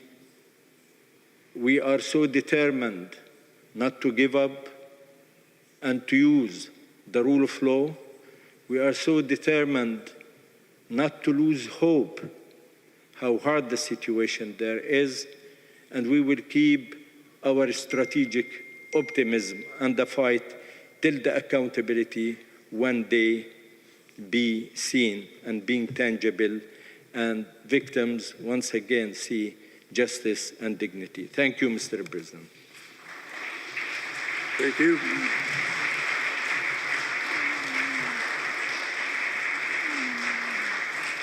Thank you very much. We're now going to hear from the International Federation for Human Rights. Mr. Sapu.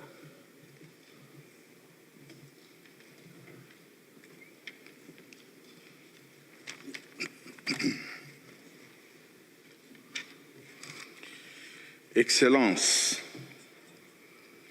j'ai le plaisir de m'adresser à la 21e Assemblée des États parties au nom de la Fédération internationale pour les droits humains. Nous sommes une organisation qui fédère 188 organisations non gouvernementales issues de plus de 110 pays, dont la Ligue des électeurs que je préside et qui travaille en République démocratique du Congo.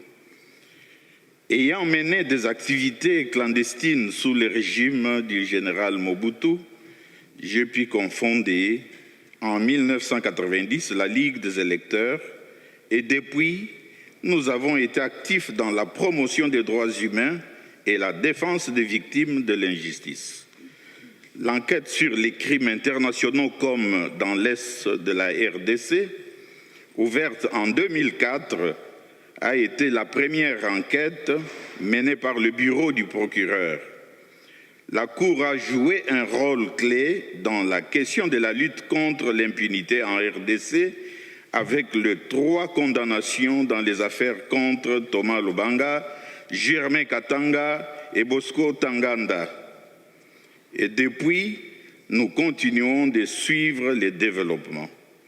L'année 2022, qui marque le 20e anniversaire de la Cour, a apporté des développements prometteurs au niveau judiciaire avec l'ouverture de nouvelles enquêtes et affaires, mais aussi au niveau des réformes structurelles et des stratégies et politiques en application notamment des premières recommandations émises par l'examen des experts indépendants. Mais la Cour est confrontée à des défis croissants de toutes parts. La capacité de la CPI à remplir son mandat dépend fortement de la coopération des États parties, mais cela reste un défi permanent, notamment en ce qui concerne la non-exécution des mandats d'arrêt en suspens. La FIDH rappelle donc à cette Assemblée l'importance de coopérer activement avec la Cour, mais aussi de la soutenir avec l'attribution de ressources adéquates fondées sur le besoin. Nous appelons les États parties à adopter un budget 2023 conséquent, permettant ainsi notamment aux organes en charge de la mise en œuvre significative des droits des victimes de mener les activités nécessaires. La FIDH et ses organisations membres s'inquiètent en effet de l'état actuel de la participation des victimes aux procédures devant la Cour. Nous notons avec regret qu'un certain nombre de recommandations des experts indépendants relatives aux droits des victimes continuent d'être évaluées négativement et que beaucoup d'entre elles ont été réassignées au greffe. Il est particulièrement inquiétant que les victimes ne puissent systématiquement participer et être représentées de façon significative lorsque leurs intérêts sont visés, y compris au stade préliminaire de la procédure, mais aussi dans la phase de réparation. Des moyens nécessaires doivent être attribués à la CPI afin qu'elle fournisse des réparations rapides et efficaces à toutes les victimes éligibles et d'améliorer ces retards et incohérences procédurales passées, comme dans le cas de la République démocratique du Congo, où les victimes attendent encore et dont certaines sont, une fois de plus, victimes des attaques de groupes armés, comme celle du mouvement 23 à l'est du pays. Malheureusement, la FIDH continue de constater des occasions manquées d'échanges significatifs avec la société civile, qui reste souvent limité ou sélectif. Le travail de la Cour serait renforcé en consacrant davantage de temps et de ressources à l'engagement avec les survivants et survivantes, ainsi que la société civile, tant pour la conduite d'enquête et de poursuites efficaces, le travail de sensibilisation et de communication, que pour le développement des politiques plus larges au sein de la CPI. Il est essentiel que cette Assemblée reconnaisse les efforts déployés et le travail vital de la société civile depuis de nombreuses années pour documenter les violations graves dans des conditions de sécurité souvent difficiles, en travaillant en soutien des victimes et en luttant contre l'impunité des auteurs des crimes les plus graves.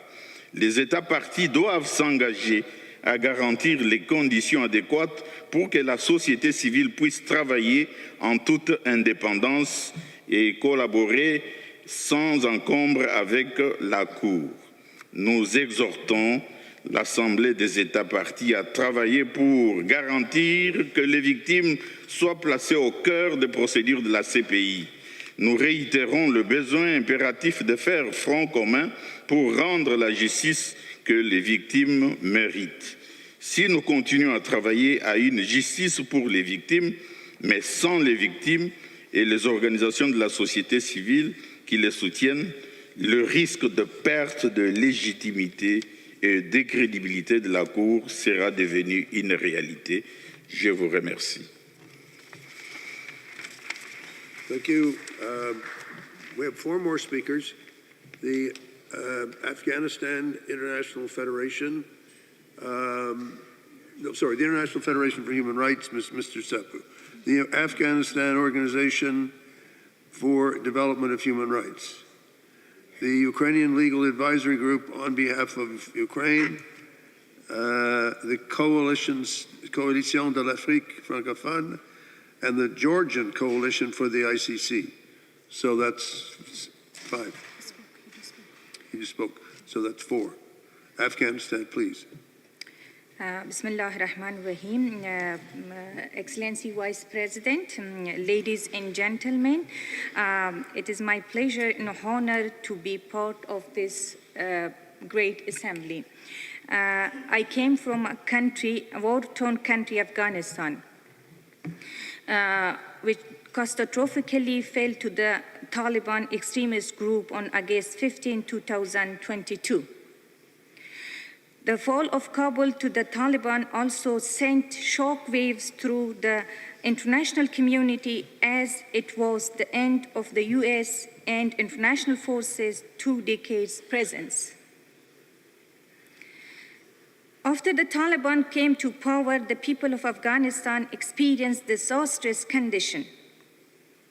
At least half or more of the Afghan society's population are women, who are housebound, secondary schools for girls are closed, extrajudicial killings continue, human rights are violated, and there is no freedom of expression simply put, the people of Afghanistan are deprived of basic rights. Recently, there have been widespread protests worldwide to prevent the genocide of the Hazara people in Afghanistan, whereby people have protested in front of the ICC while is trending the hashtag Stop Hazara Genocide.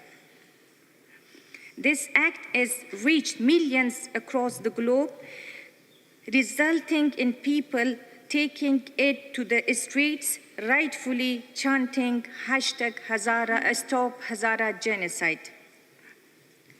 The first half of 2022 has seen hundreds of Hazara people killed and many more injured as a result of the targeted attacks. This includes the bombing of Hazara educational centers, places of worship, hospitals, and other centers. This trend is likely to continue. There have been massive attacks aimed purely at genocide against the Hazara in Afghanistan.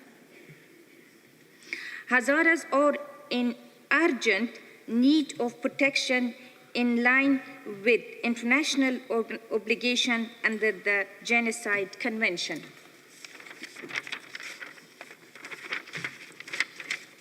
Excellency Vice President, ladies and gentlemen, Afghanistan was the second Muslim country and the first SAARC member country to officially join the International Criminal Court in February 2023.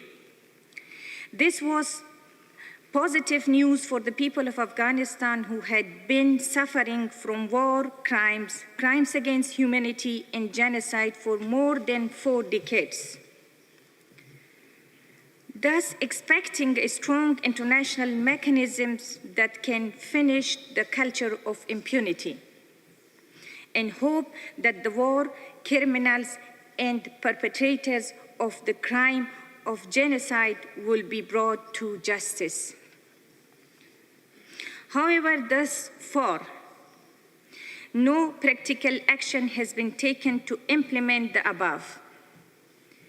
The prosecution of war and genocide criminals has not been actioned. Even the official investigation has not yet started in Afghanistan. Although on 23rd October of this year, Pre-Trial Chamber 2 of the International Criminal Court, ICC, authorized the prosecution to resume the investigation into the situation in Afghanistan. This will be the beacon of hope for the people of Afghanistan, which I strongly welcome and encourage.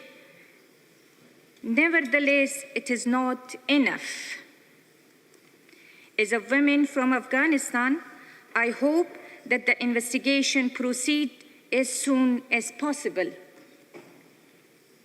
My request from ASP is to please kindly support the International Criminal Court both financially and politically for it to be actioned as an international mechanism to deal with war crimes, crimes against humanity, and crimes of genocide in the world.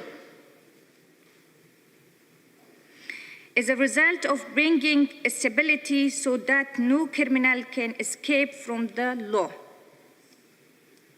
Lastly, I would like to ask the ICC to pay serious attention to the war crimes, crimes against humanity, and the crimes of genocide in Afghanistan that is unfortunately taking place actively and thoroughly.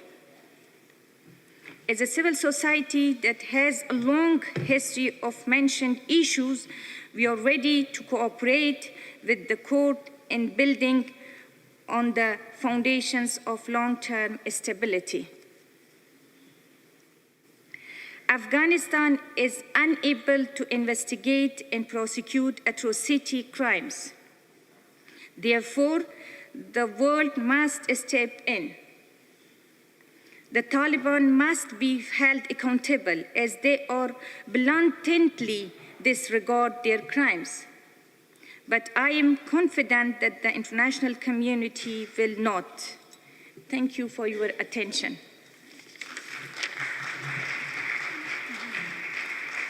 Thank you very much. A very significant message.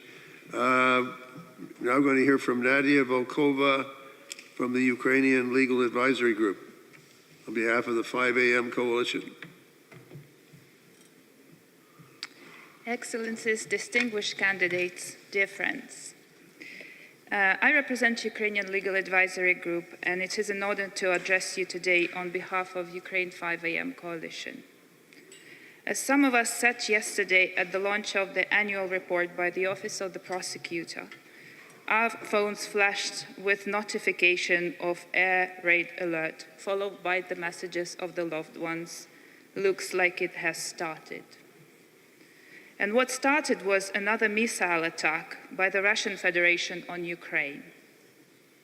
It was not so much a surprise as another missile attack by the Russian Federation was expected by everyone as a follow-up to the earlier 23rd November attack, when yet another people died and the country was plunged into the worst blackout to date. However, the pain, the suffering, the fear each and every one of us has been experiencing for the past 9 months is still overwhelming and real, and there is no end to it in sight. Although everybody understands that this war will run its course hopefully sooner rather than later, a question remains: how much more pain can we endure? Is it measurable? Probably not. Can it be reduced? Difficult to say. But it can definitely be offset and made a little more bearable. Lessons can be learned, and future suffering can also be prevented. And the only solution to that is effective justice. So what should it look like in the case of Ukraine?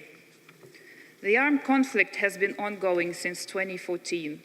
Its drastic deterioration in February this year was, among other things, due to the failure to ensure that justice that had been delivered was effective.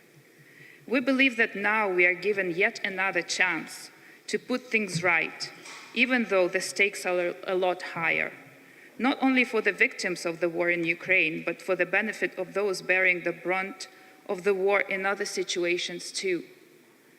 There are a few basic ingredients that form the basis for the recipe for the effective justice.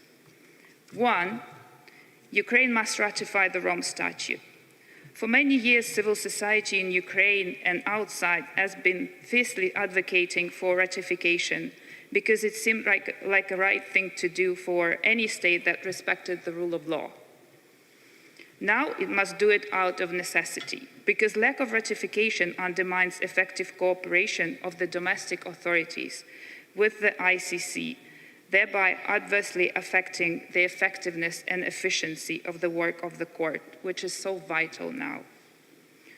The international community, in particularly states parties to this assembly, could and should put more pressure on the government of Ukraine to make this critical step towards ensuring justice, especially in light of Ukraine's EU candidacy status. It has become clear over the years that Ukraine's government is unlikely to make this step voluntarily. But a proactive position of the international community, like it has been with anti-corruption reform, for example, can indeed be very persuasive. 2, Ukraine should amend its legislation to ensure effective investigations, prosecution, and adjudication of core crimes in accordance with the international standards of due process. 3, there is an urgent need for specialist knowledge and skills among investigators, prosecutors, and judges, which Ukraine critically lacks. While there is a lot of gratitude for the steadfast and continuous support and assistance provided by the international community, large gaps remain in respect of capacity of domestic authorities needed to tackle the scale of grave crimes that are being committed on a daily basis. This is why we insist on identifying the needs of the justice system first, before any sustainable and long-lasting solutions can be offered and further discussed. And to that end, we concur with the position of the prosecutor Khan voiced yesterday during plenary and then reiterated at the launch of the OTP report that setting up new institutions as a solution to the problems before attempting to strengthen the existing ones is not an effective approach. We are going to speak more about it on Thursday at our side event. In conclusion, a patient who has flatlined cannot be resuscitated or rehabilitated by putting band-aids all over their body. Ukrainian situation needs to be looked at and analyzed holistically and not in isolation, whether it is vis-à-vis justice elements or other international mechanisms. Many colleagues from other conflict situations are now looking to Ukraine as an example of effective justice. Let us not disappoint them and make sure that justice is not a myth, but a real possibility for all. Thank you. Thank you. Coalition de l'Afrique francophone pour la CPI.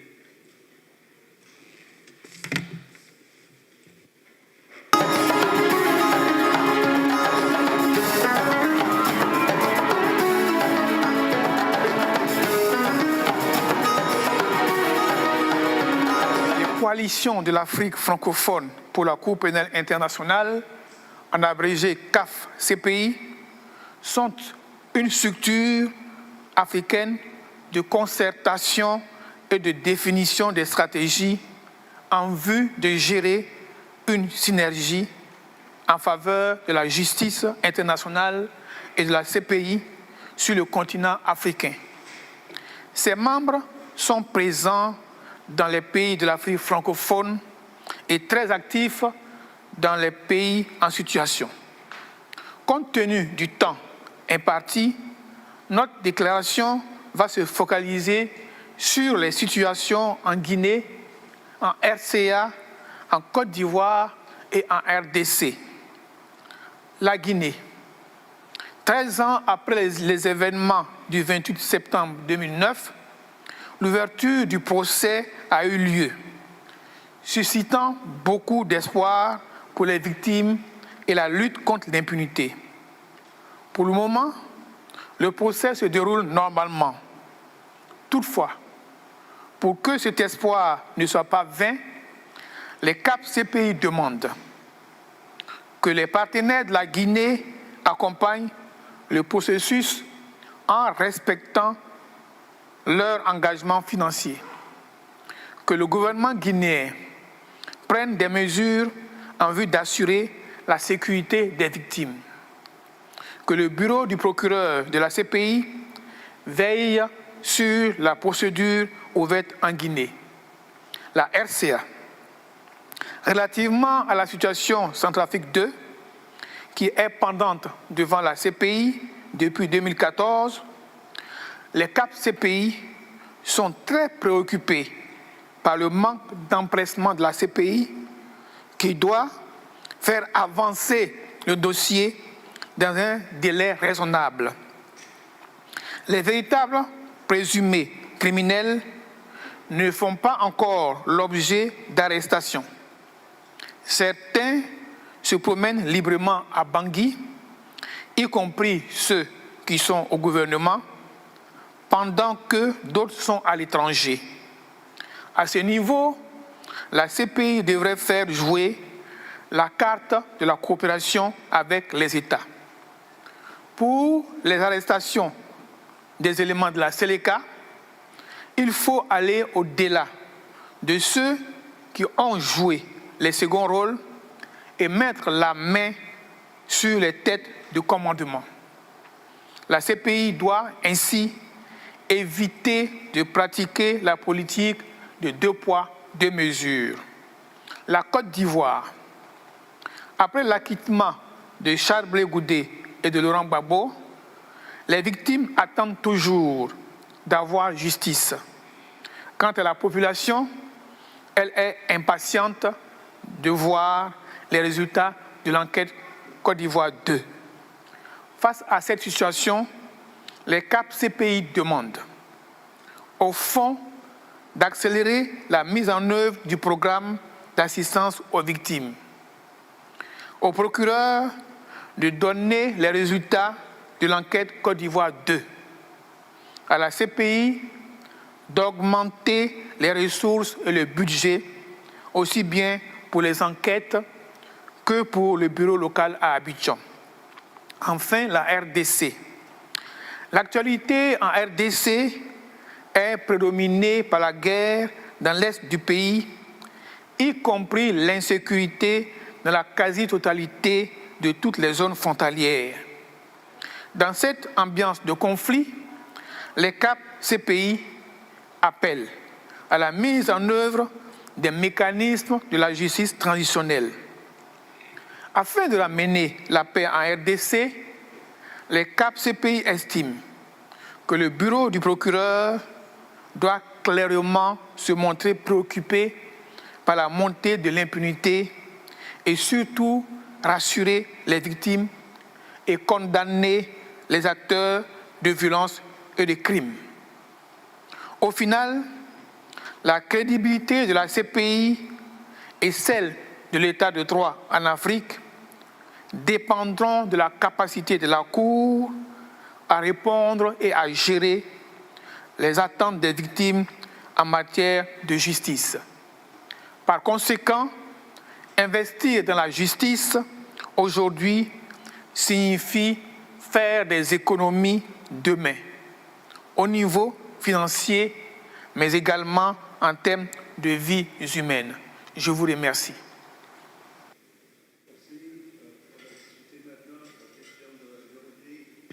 En écoutant la coalition géorgienne pour ICC et Georgian Young Lawyers Association.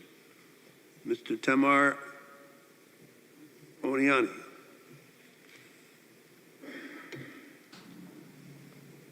Hello, it is my honor to address you today. My name is Tamar Oniani and I represent Georgian Young Lawyers Association as well as Georgian Coalition for the ICC. I'm also one of the representative lawyers of more than 300 victims of the August war before the European Court of Human Rights. First of all, I would like to send my condolences to the Ukrainian families and everyone at the global level who encountered the gravest results of the international crimes. More than 14 years after 2008 August war, the consequences of the international crimes committed back then are still impacting victims' lives today. As you know, about 28,000 ethnic Georgians have been displaced and 20% of Georgia remains occupied by the Russian Federation. The victims and the communities living in the conflict zone are subject to the ongoing persecution in the villages along the administrative boundary line to the occupied Tskhinval region, South Ossetia. And this fact was once again attested by the recent Council of Europe Secretary General's consolidated report, which says that human rights challenges persist in the conflict-affected areas in Georgia. The situation is further aggravated by the fact that the victims' rights have not been restored, nor the justice have been served.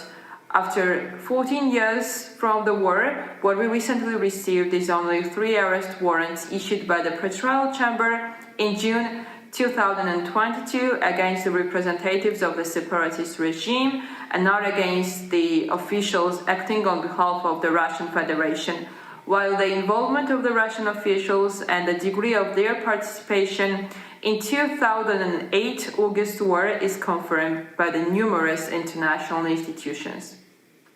Now, it is critically important for these decisions to be executed in a due manner in order not to have the victims' hopes disappointed even more. The victims live in unbearable socio-economic conditions in the places of the resettlement and near the administrative boundary line. The grave housing conditions, the non-existence of the employment opportunities, impossibility of the agricultural work, lack of medical services, lack of income-generated activities, and educational opportunities are especially problematic. Now, I want to speak about the trust fund.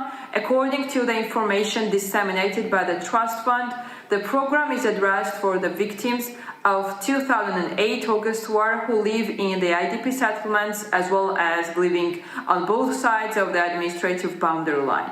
However, as it seems now, the program covers on the rehabilitation direction and there is not a focus on the support of the improvement of the livelihood conditions and income-generated activities, which is more than essential for the victims now.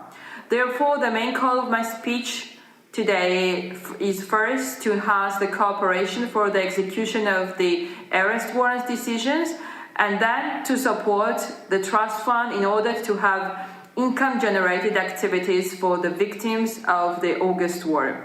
Impunity for Russia for all these past actions accumulated in gravest crimes now in Ukraine, so maybe it is time for the international justice system in general to find more effective ways out than it did in the past, and also more effective ways how to provide more victim-oriented justice system. Thank you for the attention.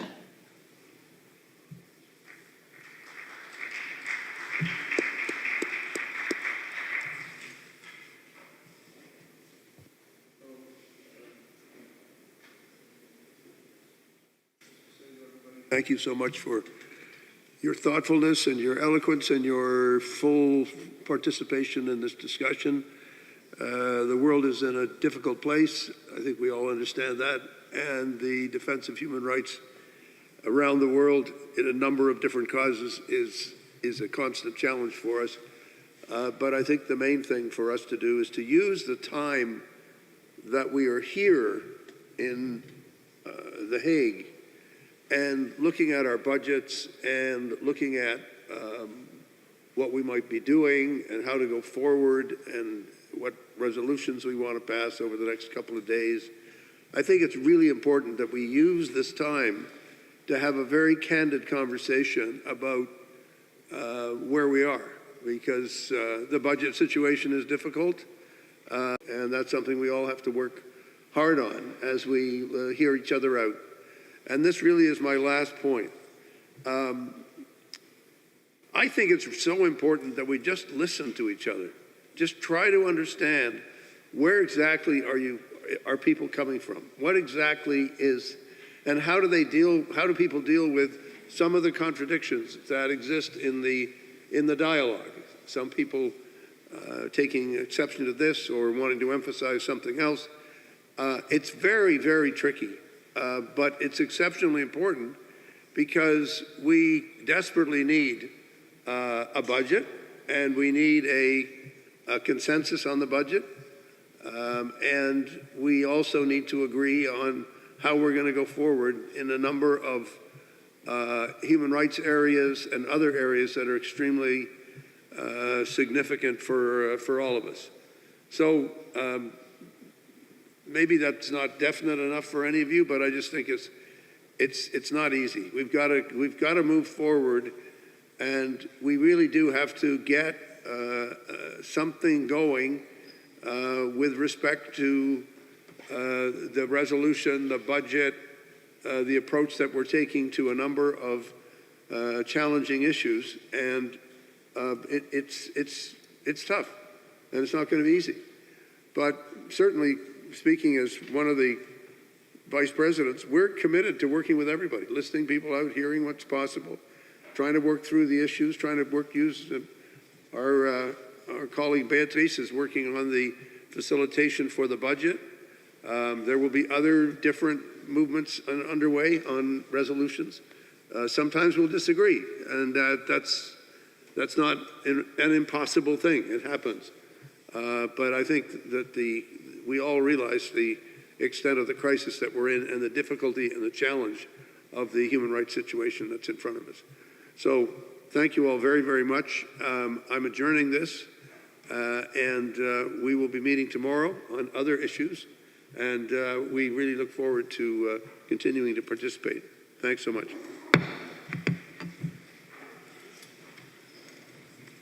So I'm not going to go to, I'm not going to